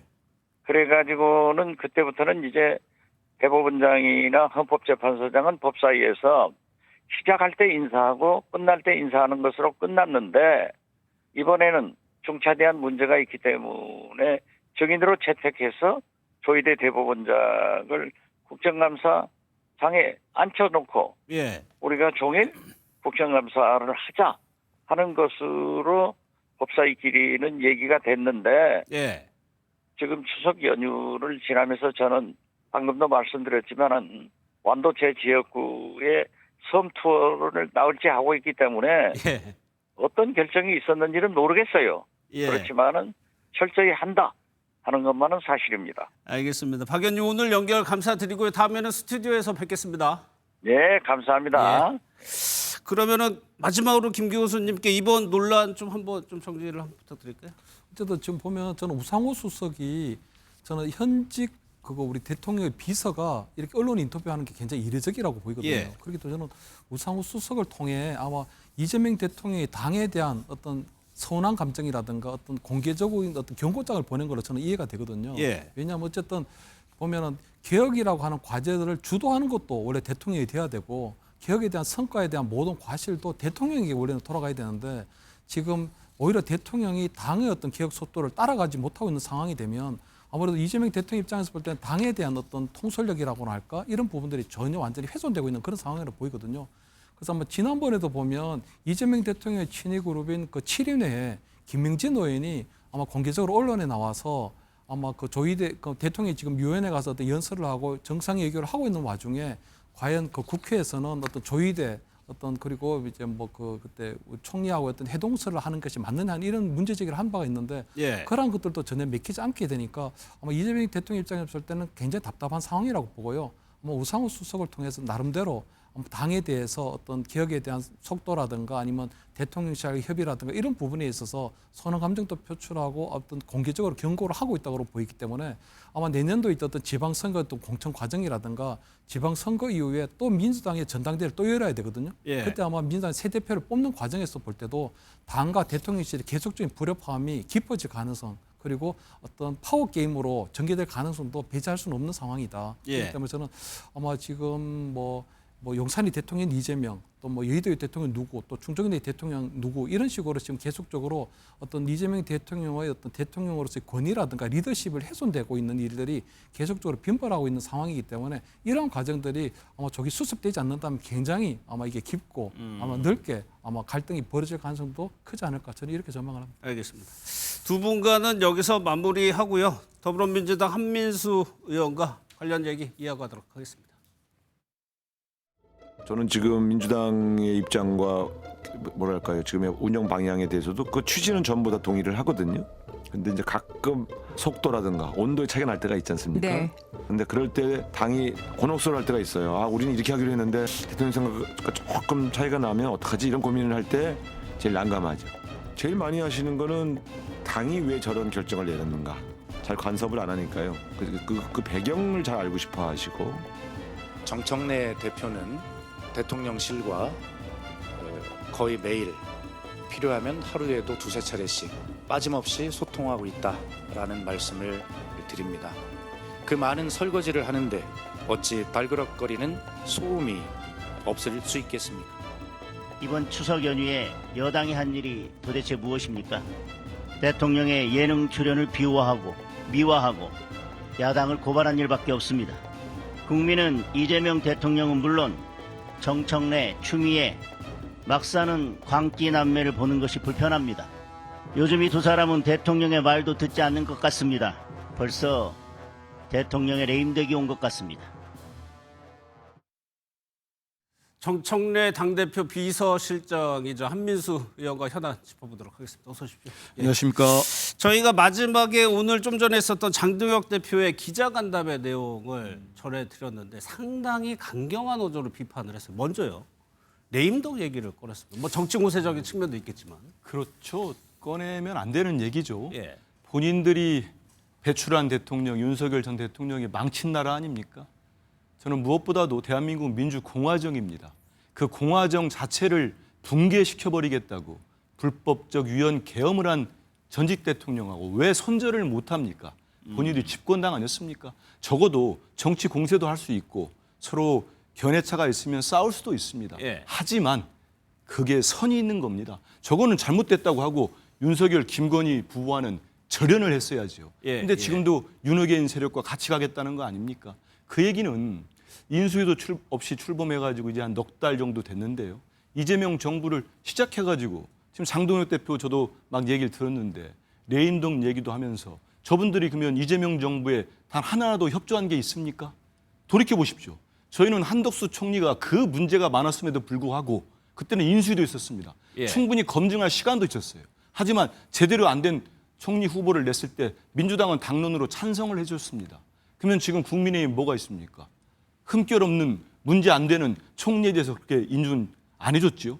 그리고 저도 정치부 기자를 오래 했습니다마는 역대 어느 야당이 새 정부가 정부 조직법, 새 정부가 꾸려보겠다는 겁니다. 이렇게 일을 하겠다. 국민들로부터 선택받은 정부 아닙니까? 그런데 그걸 무제한 토론을 합니다. 이른바 필리버스터를 가지고 반대를 했습니다. 저는 장 대표도 그렇고 국민의힘이 정말 저렇게 되면은 대선 결과에 대한 승복을 여전히 못하는 게 아닌가. 그리고 전체 국민의 뜻보다는 정말 일부의 아주 강성 지지층을 상대로 한 계속적인 정치적 프레임으로 정치를 하는 게 아닌가 이런 생각이 들어서 안타깝고요. 저렇게 정치한다면은 저는 내년 지방선거도 있습니다만 국민의힘이 결국은 소멸의 단계로 가지 않나 이런 생각이 듭니다. 그래서 적어도 공세도 좋습니다. 하지만 지켜야 될 선들이 있는 거예요. 저는 장동혁 대표가 잘 이해가 안 되는 게 이제 뭐 한 달, 채 딱 한 달 됐습니다. 제 기억으로 지난 9월 8일이었던 걸로 기억하는데요. 대통령이 용산 집무실로 여야 대표들 불러가지고 같이 오찬했습니다. 그렇죠. 그 윤석열 대통령 때 그런 모습이 언제 있었습니까? 마지못해가지고 2년, 3년 지나고 난 다음에 하지 않았습니까? 2년 지나고. 근데 그때 대통령이 여러 가지 그 비공개 자리에서 협조할 일, 관세 협상도 참 자세히 말씀하셨어요. 예. 그때 장동혁 대표 제가 다 기억합니다. 공개를 안 할 뿐이지 상당히 많은 부분에 대해서 이해를 한다고 할까요? 공감도 표시했습니다. 아, 그랬어요? 그럼요. 근데 밖에 나와가지고는 저러고 있습니다. 아무리 그래도 그렇지 제1야당 대표 아니겠습니까? 예. 그러면 정치적으로 자기 지지층이 생각하지 않는 부분을 말을 하더라도 새 정부가 일을 할 수 있도록 협조할 건 협조하겠다. 이렇게 나와야지. 지금 저분은 안에서 식사할 때가 밖에 나와가지고는 거의 정권 타도 운동을 하고 있습니다. 예. 장외 집회하고 있고. 예. 어떻게 하자는 겁니까? 알겠습니다. 그 근거 중에 하나가 네. 당정대에서 당대의 뭐랄까 의견차 노출이 되면서 그거를 얘기하는 것 같아요. 그 누가요? 우상호 수석의 발언 때문에 그 부분은 우상호 수석 어떻게 얘기를 보세요? 지금 예. 장동혁 대표가 얘기하고 있는 겁니까? 뭐 그것도 하나 들어가 있지 않을까 제가 아는 한 예. 지금 당정대는 그 어느 정권보다 더 호흡이 잘 맞습니다. 예. 그 어차피 많이 알려졌으니까 공개를 해드리면은 예. 당 대표와 총리와 대통령 비서실장이 일주일에 한 번씩 만납니다. 비공개로 지금까지 만나왔습니다. 거의 아, 매주요? 매주 만나왔습니다. 그리고 예. 필요에 의해서 원내대표와 정무수석이 같이 했습니다. 예. 그래서 5인 회동도 열렸습니다. 그만큼 긴밀하게 열린 정권이 있었습니까? 윤석열 정권 때 어떻게 했습니까? 그냥 정치도 모르는 대통령이 찍어 누른 거 아닙니까? 예, 그때를 반추해서 반성을 해야 되는 겁니다. 그래서 저희들은 개혁이라는 게 얼마나 어렵습니까? 예. 그리고 윤 전 대통령이 망쳐버린 나라를 바로 세우는 일 아니겠습니까? 그 작업에 있어서 정말 힘들고 어려운 부분들이 많습니다. 예. 그 과정에서 아마 제가 볼 때는 우상호 정무수석이 얘기한 뭐 고충이랄지 이런 것들은 당연히 방향이 맞더라도 속도도 다를 수 있는 거고 그 여러 가지 절차상의 과정에 있어서 다른 의견이 나올 수밖에 없습니다. 예. 그 의견을 조율해 나가는 과정입니다. 그리고 결론이 나면은 지금 수많은 개혁 입법들이 결론 난 뒤에 단 하나도 이견이 나온 게 있습니까? 없지 않습니까? 그렇게 당정되는 이재명 정부는 추진하고 있다. 이 말씀 드리겠습니다. 또 오늘 박수현 대변 얘기해 보면 정청래 대표가 필요하면 대통령실과 하루에도 빠짐없이 몇 차례씩 소통을 한다는 건 그래서 비서실장과 소통을 하는 건가요? 대통령실로 제가 그냥 호칭하겠습니다. 그래서 비서실장하고도 수시로 소통하고 있고요. 예. 그리고 아까 말씀드린 대로 저는 이재명 대통령 참 대단하다고 생각합니다. 집권하면 역대 대통령들이 마음이 바뀌는 게 많았어요. 예. 하지만 검찰 개혁, 검찰청을 폐지하는 정부조직법을 결국은 당이 요구하는 걸 받아서 그걸 처리하자고 합의를 이끌어내는 거 아닙니까? 그리고 예. 우리 뭐 한앵커도 잘 아시겠습니다만 방송 3법 역대 정부 그렇게 못했습니다. 제가 참고로 말씀드리면 제가 이제 소속 상임위가 가방이다 보니까 그렇죠. 국민의힘 의원 한 사람은 그랬습니다. 저희들이 방송 3법을 처리하려고 하니까 막 반대하면서 네. 여기 있는 민주당 의원들은 이 법을 처리하려고 하지만 용산에 있는 대통령은 반대할 겁니다. 그런 얘기를 했어요. 예. 마치 자기들이 배출했던 대통령을 생각하는 겁니다. 윤석열이나 뭐 이명박, 박근혜 대통령을 생각한 거죠. 하지만 어떻게 됐습니까? 이재명 대통령은 방송사 공정성과 독립성을 위해서 국민이 뽑으라는 겁니다. 예. 이 사진도 아주 현명하게 뽑을 수 있도록 절차를 만들어준 거 아닙니까? 이런 모습 본다면 아무리 지금 출범한 넉 달 정도밖에 안 된 정권을 흔들어댄다 한들 흔들리겠습니까? 우리 국민들이 지지하시는데. 알겠습니다. 정청래 대표는 SNS를 통해서 이제 추석민심이라는 글을 올렸는데 거기에 보면은 지지자들이 오히려 민주당 요즘 답답하다는 얘기를 많이 한다. 이 글을 올렸어요. 이거 오늘도 제가 이제 방송 오기 전에 우리 당 대표께서 그 수유시장에 잠시 방문을 했어요. 예. 그래서 이제 우리 상인들도 만나고 전통시장 상인들도 만나고 이제 시민들도 뵀습니다. 근데 여러 목소리가 있죠. 어떻게 한 목소리가 되겠습니까? 제가 추석 민심 때 적어도 제 지역구인 강북을에 계시는 예. 우리 주민들 목소리를 들으면 일단 무엇보다도 잘 아시는 것처럼 코스피 3,500 돌파했잖아요. 다들 좋아하십니다. 아, 그 얘기 많이 하시죠. 많이 하시죠. 많이 하고 민생 소비 쿠폰은 1차 때는 확실히 효과가 있었다. 이런 말씀들 많이 합니다. 예. 2차에 대해서는 조금 지켜보자. 제가 볼 때는 업종별로 조금 효과가 다른 것 같긴 합니다. 예. 그런데 저희들이 경제를 꼭 살리겠다는 말씀 해주시면은 얘기 다들 공감하시고 이재명 대통령 잘해주고 있다. 특히 지난 1월에 예. 설 명절 때 비교할 수 없을 정도로 안정감이 든다는 말씀을 많이 해요. 예. 그때는 윤석열 전 대통령이 탄핵 소추되고 그런 과정이 있었지 않습니까? 그래서 그때 힘들었던 말씀하는데 지금 말씀하신 것처럼 다수의 또 우리 주민들께서는 더 강하게 검찰 개혁도 해달라. 그리고 내란 척결해달라는 말씀들을 많이 주고 계십니다. 그래서 정 대표가 SNS 상기하자 하면서 세 번을 올린 글이 그 맥락을 저는 아마 정철래 대표께서도 많은 민심을 듣고 계실 거라고 봐요. 근데 무엇보다도 저는 시대적 소명이 있다고 봅니다. 이번에 우리 이재명 정권은 첫째는 내란의 종식이죠.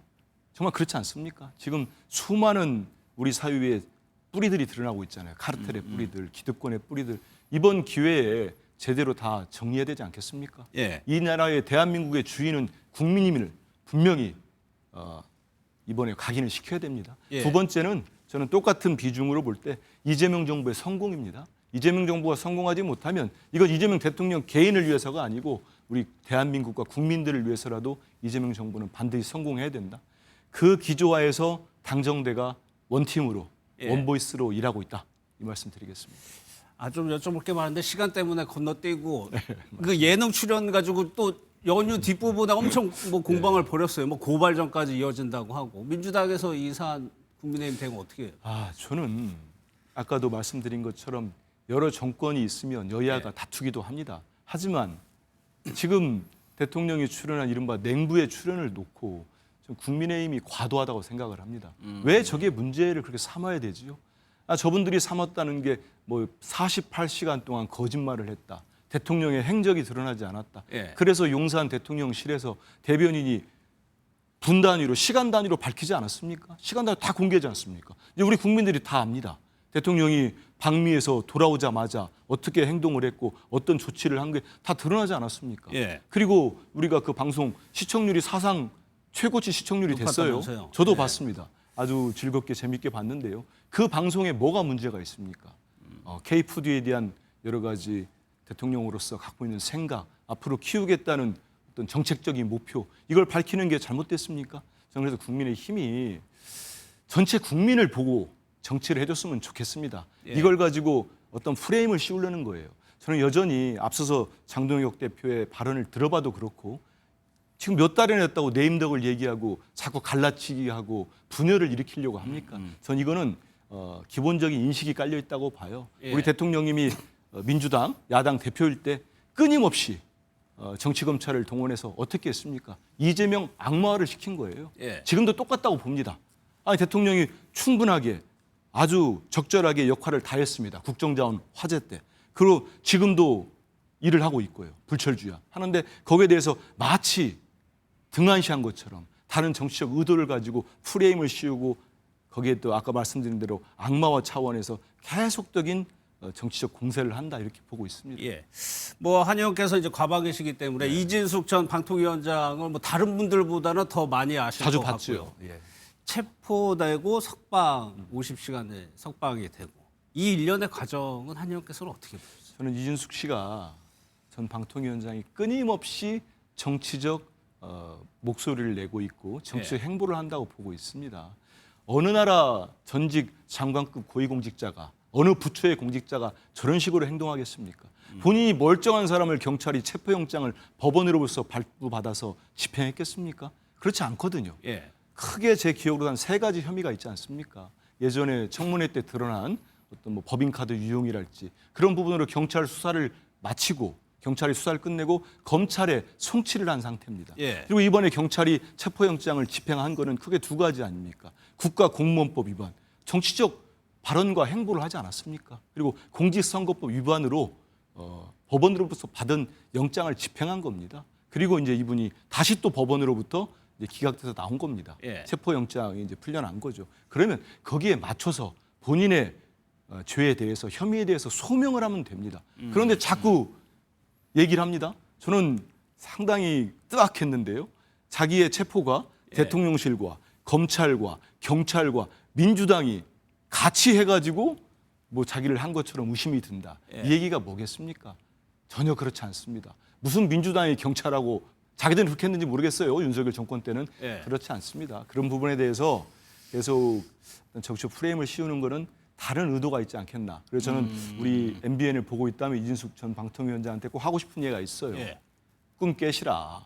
이진숙 위원장은 본인 하나 예. 어떻게 면직시키려고 이재명 정부가 그리 할 일이 많은데 정부 조직법을 바꿔서 방송 미디어 통신위원회를 만들었겠습니까? 본인이 너무 과대망상을 하는 것 같아요. 지구가 이진숙 하나 놓고 도는 것처럼 해석을 하는데 조만간 꿈 깬 날이 오지 않겠다는 생각이 듭니다. 알겠습니다. 오늘은 여기까지 예. 하겠습니다. 고맙습니다. 감사합니다. 이재명 대통령 그리고 김혜경 여사 오셨습니다. 추석 때는 역시 먹는 거가 중요하잖아요. 중요하죠. K-팝 드라마 이런 것도 중요한데 진짜 문화의 핵심은 음식이죠. K-푸드를 좀 많이 순출해야 되겠다. 외국인을 우리 식탁 앞에 초대할 수 있는 그런 음식을 해주셨으면 좋겠어요. 아이고 연습 많이 해주세요. 누르세요. 제가 누를까요? 꼭 이렇게 곤란한 건 절 시켜요. 장동혁 대표는 그 이후에도 48시간의 행적은 결국 거짓이었다라고 하면서 허위사실에 의한 명예훼손을 저질렀습니다. 이 허위사실에 의한 명예훼손이 얼마나 중대한 범죄임을 누구보다도 잘 알고 있음에도 불구하고 명백하게 허위사실을 유포하는 것은 공당의 대표로서의 자격이 없다. 여당에 나서서 제1야당의 대표를 고발한다? 이게 바로 공포정치입니다. 모든 입을 틀어막겠다는 것입니다. 이것은 제1야당 대표만의 문제가 아니라 이제 모든 국민의 문제가 될 것입니다. 신유열 명지대 정치외교과 교수와 함께 추석 민심 어떻게 흘렀는지 한번 짚어보도록 하겠습니다. 오랜만에 뵙겠습니다. 예, 안녕하세요. 이제 추석 연휴가 끝났습니다. 신 교수님께서 보시기에 어떤 이슈, 어떤 화제가 가장 크게 논의됐다고, 얘기가 됐다고? 좀 아까 화면에도 나왔지만 예. 종편에 있어서 예능 프로그램 이게 아마 가장 중요한 화제가 됐을 거라는 생각이 들고요. 최근에 보면은 역시 이진숙 전 방통위원장의 체포당하는 모습, 예. 수갑 차고 기자분들한테 얘기하는 모습 이런 것들이 중요한 화두가 됐겠죠. 예. 또 하나 또 논란이 게 우상호 수석의 발언으로 이게 당정대 갈등이 글쎄요. 신 교수께서 어떻게 평가했어요? 그냥 이견이 노출되는 수준이라고 보세요? 제가 좀 아까 예. 들어오기 전에 한민수 의원하고 얘기를 할 때 좀 제가 나누셨어요? 슬쩍 던졌는데 전혀 그렇지 않다라고 얘기를 하는데 예. 물론 저는 한민수 의원의 얘기를 믿습니다. 믿는데 저는 이제 그 바깥에서 제3자의 입장에서 지금 일어나는 현상을 보면 사실은 조금 좀 혼란스러운 부분이 있는 거는 전 배제할 수 없다고 봅니다. 우리 네. 예를 들어 봤을 때 사실 지난번에 한미 정상회담 굉장히 성공적이라고 우리가 생각을 했는데 그 이후에 관세 협상에서 나타나는 현상을 보면 이게 성공적이었다라고 생각할 수만은 없다라는 생각이 들 수밖에 없는 과정에서 이재명 대통령이 유엔 총회에 가서 예를 들면은 유엔 총회에서 연설하고 우리가 또 안보리 이사국 안보리 의장 역할을 하면서 또 대통령이 아주 그렇죠. 좋은 외교적 그 모습을 보여줬는데 문제는 이런 호재가 발생을 하면 예. 사실은 여당 같은 경우에는 이런 호재를 살리고 배려하는 모습을 좀 보여줘야 된다고 보거든요. 대통령을 배려하는 모습. 네. 한마디로 얘기하면 이런 호재가 있을 때는 대통령이 스피커가 돼야 된다라는 얘기인데 예. 근데 사실은 조희대 이 대법원장 청문회라든지 뭐 이런 것 때문에 가뜩이나 또 더군다나 그때 국가자원 관련한 화제가 발생을 했고 그래서 이게 묻힐 상황에서는 좀 더 도와줬어야 되는데 그런 점이 좀 미진하지 않았나 이런 생각이 들고 예. 제가 이제 한 가지 말씀드리고 싶은 게 이게 좀 이게 정권 말기라면 모르는데 저는 굉장히 특이하다고 보는데 이런 현상과 연관된 측면이 하나 있어요. 이게 뭐냐면 그 많은 언론, 물론 언론이시지만 이게 김현지 제1부속실장에 대한 관심이 언론에 굉장히 많아요. 그랬죠. 그렇죠? 예. 근데 저는 사실 왜 거기에 이렇게 관심을 갖는지 개인적으로는 선뜻 이해가 되지 않았어요. 뭐 이분이 크게 잘못한 것도 있는 것도 아닌데 베일에 쌓여 있다라는 것이 그게 그렇게 주목을 받아야 되느냐에 대해서는 의구심을 갖고 그 대신에 저는 이번 대통령실 인사의 다른 부분을 주목했습니다. 예. 그게 뭐냐면 김남준 대변인의 예. 임명이거든요. 김남준 대변인의 임명은 사실 제가 볼 때에는 대통령의 봉십이라는 불리는 분이기 때문에 대통령이 본격적으로 이거 내 사람이 좀 이렇게 해서 내 얘기를 자주 하지 않으면 안 되겠다라는 이런 생각을 할 수밖에 없는 의미로 저는 그래서 그걸 주목했거든요. 더 적극적으로 목소리를 그렇죠. 내야겠다. 그러면 지금 왜 그렇게 김남준 대변인을 등용할 정도로 시기적 판단을 그렇게 했을까라는 생각을 할 수밖에 없고요. 그것은 뭐냐면 아까 말씀하신 민주당과 대통령실이 원활하게 이게 막 주거니 받거니 돌아가는 관계는 아니기 때문에 대통령이 그런 결단을 내린 것이 아닌가 저는 이런 생각을 하게 된다는 거죠. 그럼 지금 상황에서는 그 민주당이 조금 더 앞서 나간다? 이렇게 앞서 나간다라는 것도 있고요. 예. 사실은 지금 제가 잠깐 말씀드리는데 그 지난 120일 동안의 한국갤럽 여론조사 평균을 보면 중도층에서의 이재명 대통령의 지지율은 60% 밑으로 내려간 적이 없습니다. 예. 그런데 민주당에 대한 지지율은 40%대 초반 정도로 왔다 갔다 해요. 이 얘기는 굉장히 차이가 크다는 거고, 그래서 결론적으로 이재명 대통령의 지지율과 민주당의 지지율이 디커플링 현상이 나타나는 건데, 이렇게 되는 이유가 저는 글쎄요, 대통령과 민주당의 구성원들이 바라보는 지향점이 조금은 차이가 있지 않나라는 생각을 개인적으로 해봅니다. 그러니까 네. 대통령은 아무래도 이제 단임제고, 네. 그러니까 이제 최선을 다해야 되고, 물론 이재명 대통령 얼마 전에도 얘기를 했습니다만 국민을 위해서라면 내가 뭐 어떤 그렇죠. 비난도 감수하겠다라고 얘기를 했듯이 그런 쪽으로 가고 싶어 하는데, 민주당은 뭐냐면 여러 가지 생각이 들 거예요. 차기 정권 재창출도 중요하고 다음번 대선에서, 그리고 자신 개인들에 있어서의 어떤 정치적인 커리어 혹은 정치적 생명력 이런 것도 생각할 수 있고, 그래서 아무래도 강성 지지층의 눈치를 더 많이 보니까 중도층에서의 그 대통령과 민주당 지지율이 이 정도로 차이가 크다는 거죠. 그래서 저는 그런 이유가 있지 않을까 이런 생각은 해보는데 예. 쉽게 극복될 것 같지는 않아요. 그래요? 예. 알겠습니다. 국민의힘 소식도 볼게요. 얼마 전에 이제 대선 주자 적합도 조사에서 장동혁 대표가 제일 오차범위 내이긴 합니다만 제일 네. 앞서는 걸로 나타났어요. 이 조사 어느 정도나 조금 어떻게 보셨어요? 저는 이거 지금 다음번 대선까지 4년 6개월 정도가 이제 남았습니다. 4개월 차니까. 예. 근데 뭐 벌써 그것도 신기해요. 뭐 벌써 이 차기 이 지지도를 조사하는지. 근데 이 대선 주자 적합도 조사라는 게 지금은요. 예. 인지도 높은 사람이 1위를 하게 돼 있습니다. 그러니까 인지도라는 게 뭐냐면 언론 네. 많이 타는 사람이 그렇거든요. 근데 아무래도 국민적 관심이 좋은 관심이든 나쁜 관심이든 뭐 밖에 나가서 시위도 하고 장외 집회도 하고 하니까 그래서 이제 그렇다라고 보고요. 간단히 얘기한다면 지금 120일 동안 계엄 이후 탄핵 이후에 민주당과 국민의힘 지지율은 상당한 격차를 보이고 있습니다. 쭉 그렇죠. 한국갤럽 기준으로 봐도. 그런데 지금까지도 그렇게 상당한 지지율 격차가 있는데 그 격차 중에서 이렇게 열세인 정당의 당대표가 차기 대선 주자 적합도 1위를 했다. 이게 사실 논리적인 타당성을 갖기가 되게 힘들거든요. 그래서 저는 이거 뭐 인지도 조사 이상 이하의 의미를 부여하기는 힘들 것이다. 이렇게 생각합니다. 알겠습니다. 그러면 장동혁 대표의 앞으로 지도부 행보를 보면 결국에는 중도로 와야 된다고 교수님도 보세요?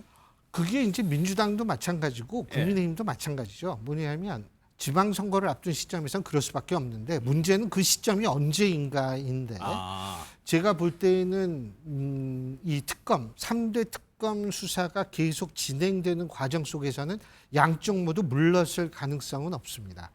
그렇기 때문에 제가 볼 때 대략 내년 초 정도를 바라보고 있는데 내년 초요.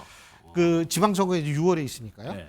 그런데 제가 이제 한 가지 좀 그 양쪽 정당에 대해서 제가 말씀드리고 싶은 거는 정당이나 정치인의 이미지는 그렇게 단시간에 바뀌지 않는다는 거예요. 내가 내년 초에 갑자기 중도층에 어필할 수 있는 행보를 보이고 이런다고 하더라도 국민들은 당혹스러움은 느낄 수 있을지 모르겠지만 정말 바뀌었구나라고 생각하기는 전 정말 힘들다고 생각합니다. 그렇기 때문에 이게 이제 당분간은 지속될 것 같은데 국민의힘 지도부한테 한 가지 더 말씀드리고 싶은 건 박근혜 전 대통령 탄핵 이후에 그 이후에 정권을 다시 찾아올 수 있었던 이유, 그것은 황교안 당시 대표처럼 이 강경 보수 세력과 손을 잡고 아스팔트 위에서 어떤 그 장외 집회를 하고 이 덕분이 아니라 사실은 중도층과 젊은 층이 어필할 수 있는 이준석 대표 체제 이후에 국민의힘 지지율이 반등했다는 점을 지금 이 지도부는 꼭 좀 기억을 했으면 좋겠다는 생각이 그러니까 내년 초쯤에는 입장이 뭐 양당 모두 바뀔 수가 있는데 그 효과를 보기 위해서는 조금 빨라야 된다. 빨라야 되죠. 빨라야 되죠. 그리고 지금 제가 볼 때 국민의힘이 내란에 관한 입장이 완전히 정리됐느냐? 글쎄, 전 죄송합니다. 아직 진행 중이지만 예, 제가 내란이라는 표현을 쓴 거는 제 개인적인 판단이 그렇다는 건데요. 예. 너무 우리 시청자 여러분 신경 쓰실 필요는 없을 것 같은데 어쨌든 그 부분에 대한 정리가 잘 안 되어 있는 것 같습니다. 지방선거 말씀하셨는데 저희가 앞부분에 이제 서울시장이랑 경기도지사 두 군데를 한번 짚어봤는데 서울시장 같은 경우에는 글쎄요. 국민의힘에서 오세훈 시장의 대항마가 안 나올 거라고 보세요? 어떻게 좀? 제가요. 예. 그 10월 2일인가에 발표된 여론조사가 하나 있습니다. 예. 세계일보가 한국갤럽에 의뢰해서 실시한 여론조사고요. 10월 29일부터 30일까지 18세 이상 1,010명을 대상으로 한 전화 면접 여론조사고요. 자세한 내용은 읽으셔야 돼요. 중앙선거 여론조사심의위원회 홈페이지를 참조하시면 예. 되시는 여론조사를 보면은 서울의 경우에 야당 후보가 많이 당선돼야 한다라고 응답한 비율이 43%고요. 예. 여당 후보가 많이 당선돼야 한다는 응답이 42%였습니다. 물론 정당 지지를 보면 여전한 그렇죠. 차이를 보입니다. 예. 40% 넘고 국민의힘은 20%대의 지지율로 보이는 격차가 큰데 내년 지방선거 때 여당 후보, 야당 후보 어느 쪽 선택할 것입니까라고 했을 땐 오차 범위 내에서 야당 후보 선택 비율이 높다라는 겁니다. 예. 이 점을 볼 때에는 지금 경기도도요. 거기 원래 여당 우세 지역 아닙니까? 민주당. 그렇죠. 근데도 오차 범위 내에서 여당이 우세합니다. 그리고 대구 경북은 물론 뭐 차치하고 그러지도 부울경 지역에선 서울과 마찬가지로 오차 범위 내지만 야당 후보 선호 현상이 더 높게 나타납니다. 이 해당 여론조사에서. 자, 그렇다면 해볼 만하다고 생각할 겁니다. 국민의힘에서? 예, 국민의힘은. 그런데 이 여론조사에서도 이게 있어요. 여론조사 응답자의 56%가 자기 지역의 시도지사가 교체되기를 바란다. 이런 대답을 했거든요. 예, 예. 자, 지금 그럼 서울만 얘기를 한다면 유리하겠죠. 유리한데 그러면 오세훈 시장이 나가면 유리할까? 글쎄 이거를 보면 모르겠어요. 여기에 대한 전략적 판단은 국민의힘 지도부의 몫이라고 생각합니다. 그리고 지금 17개 시도지사 중에 12개가 국민의힘 거거든요. 예. 자, 그렇다면 12개의 이 시도지사 이 부분을 어떻게 정리할 것인가? 국민의힘 지도부가 고민을 해야겠죠. 예. 그러면 민주당 입장에서 보기에는 반드시 찾아와야 되는 곳이다 보니까 또 오세훈 시장 인지도라는 게 상당히 그렇죠. 높죠. 예. 그러면은 오세훈 시장의 대항마를 찾는 것도 숙제로 볼 수 있기 때문에 여러 가지 인물들이 나오고 있거든요. 그렇죠. 근데 이제 지금 앵커님께서 그 인지도 말씀하셨는데 예. 인지도가 두 가지 의미입니다. 많이 알려졌다는 인지도가 있고 또 하나는 많이 알려졌을 뿐만이 아니라 그 사람이 어딜 가잖아요. 막 그럼 구름대 같이 몰려드는 예. 이런 것들이 굉장히 중요합니다. 근데 실제로 그런 인물을 찾기라는 건 좀 쉽지는 않을 거라고는 봐요. 지금 제 개인적으로 볼 때 그 여권에서 보면은 조국 대표 정도가 좀 그런 현상이 있을 것 같고요. 그다음에 야권에서 보면 한동훈 전 대표 정도가 그런 현상을 가지고 있는 사람이라고 생각을 하는데 예. 오세훈 시장이 물론 인지도가 높습니다. 예. 그런데 지금 이게 다 합하면 이게 5번째 도전인가 그럴 거예요 아마. 예, 우선 도전이라고 예, 그렇죠. 하더라고요. 예. 그러면은 사실 인지도가 높은데 실제적으로 상대적으로 피로감도 있을 수가 있거든요. 아까 그 교체 뭐 퍼센트 교체 퍼센테이지도 바로 그런 거를 의미하는 거거든요. 오세훈 시장이 어떻게 할지 지켜봐야죠. 자기의 이 일반 사람들이 느끼는 피로도를 어떻게 극복할 수 있는가 이것도 정치력이거든요. 그게 전 중요한 관전 포인트라고 생각합니다. 일단은 오세훈 시장이 유권자들에게 어떤 행보를 그렇죠. 보이느냐. 예.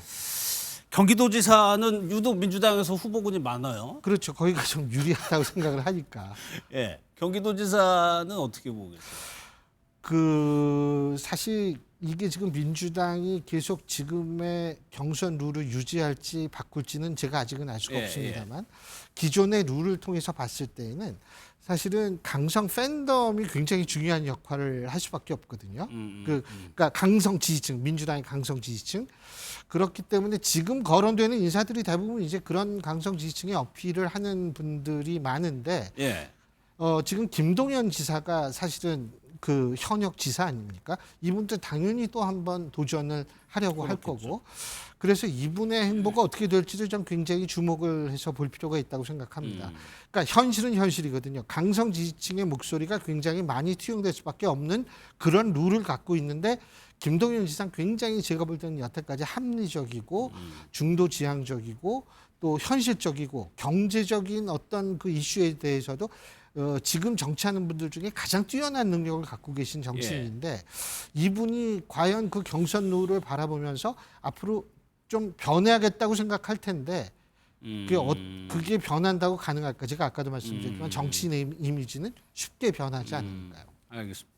앞서 이제 인지도도 높고 팬덤도 있는 정치인 중에 한 명을 한동훈 전 대표를 꼽으셨어요. 근데 지금 한동훈 전 대표의 국민의힘 당내 역학관계에서 보면 뾰족한 역할이라던가 앞으로도 역할을 찾기가 쉽지는 않아 보여요.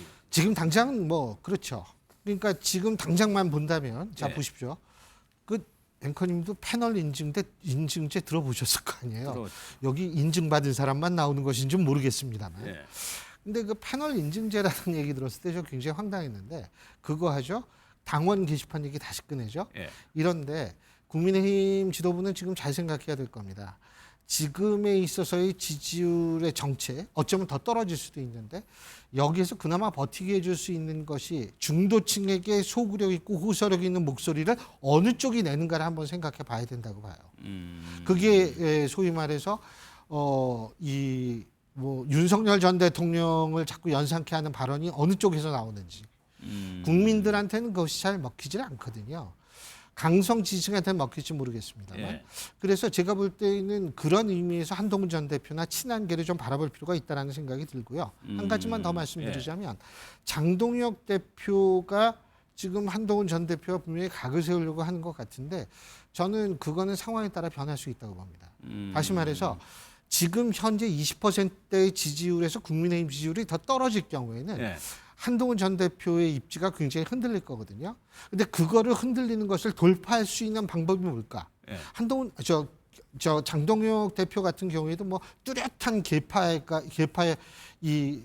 가지고 있는 분은 아니거든요. 그렇기 때문에 제가 볼 때 그때 또 구주류 세력들이 지원해 줄지도 의문이고 그럴 때에는 제가 볼 때에는 당의 지지율을 어떻게 올려야지 자신의 입지가 그나마 유지가 될 수 있다라는 판단을 하면 손잡을 가능성도 있다고 봅니다. 필요하다는 말씀이시죠? 저는 필요하다고 보고요. 입장에서는 한동훈 전 대표 저는 반드시 필요하다고 봅니다. 짧게요. 그게 내년 1월에 만약에 중도 쪽으로 확장할 때 역할이 또 생길 수 있을까요? 물론 그런데요. 제가 볼 때는 손 이렇게 내미는 거는 올 연말 정도면 가능할 거라고 봅니다. 연말 정도면 알겠습니다.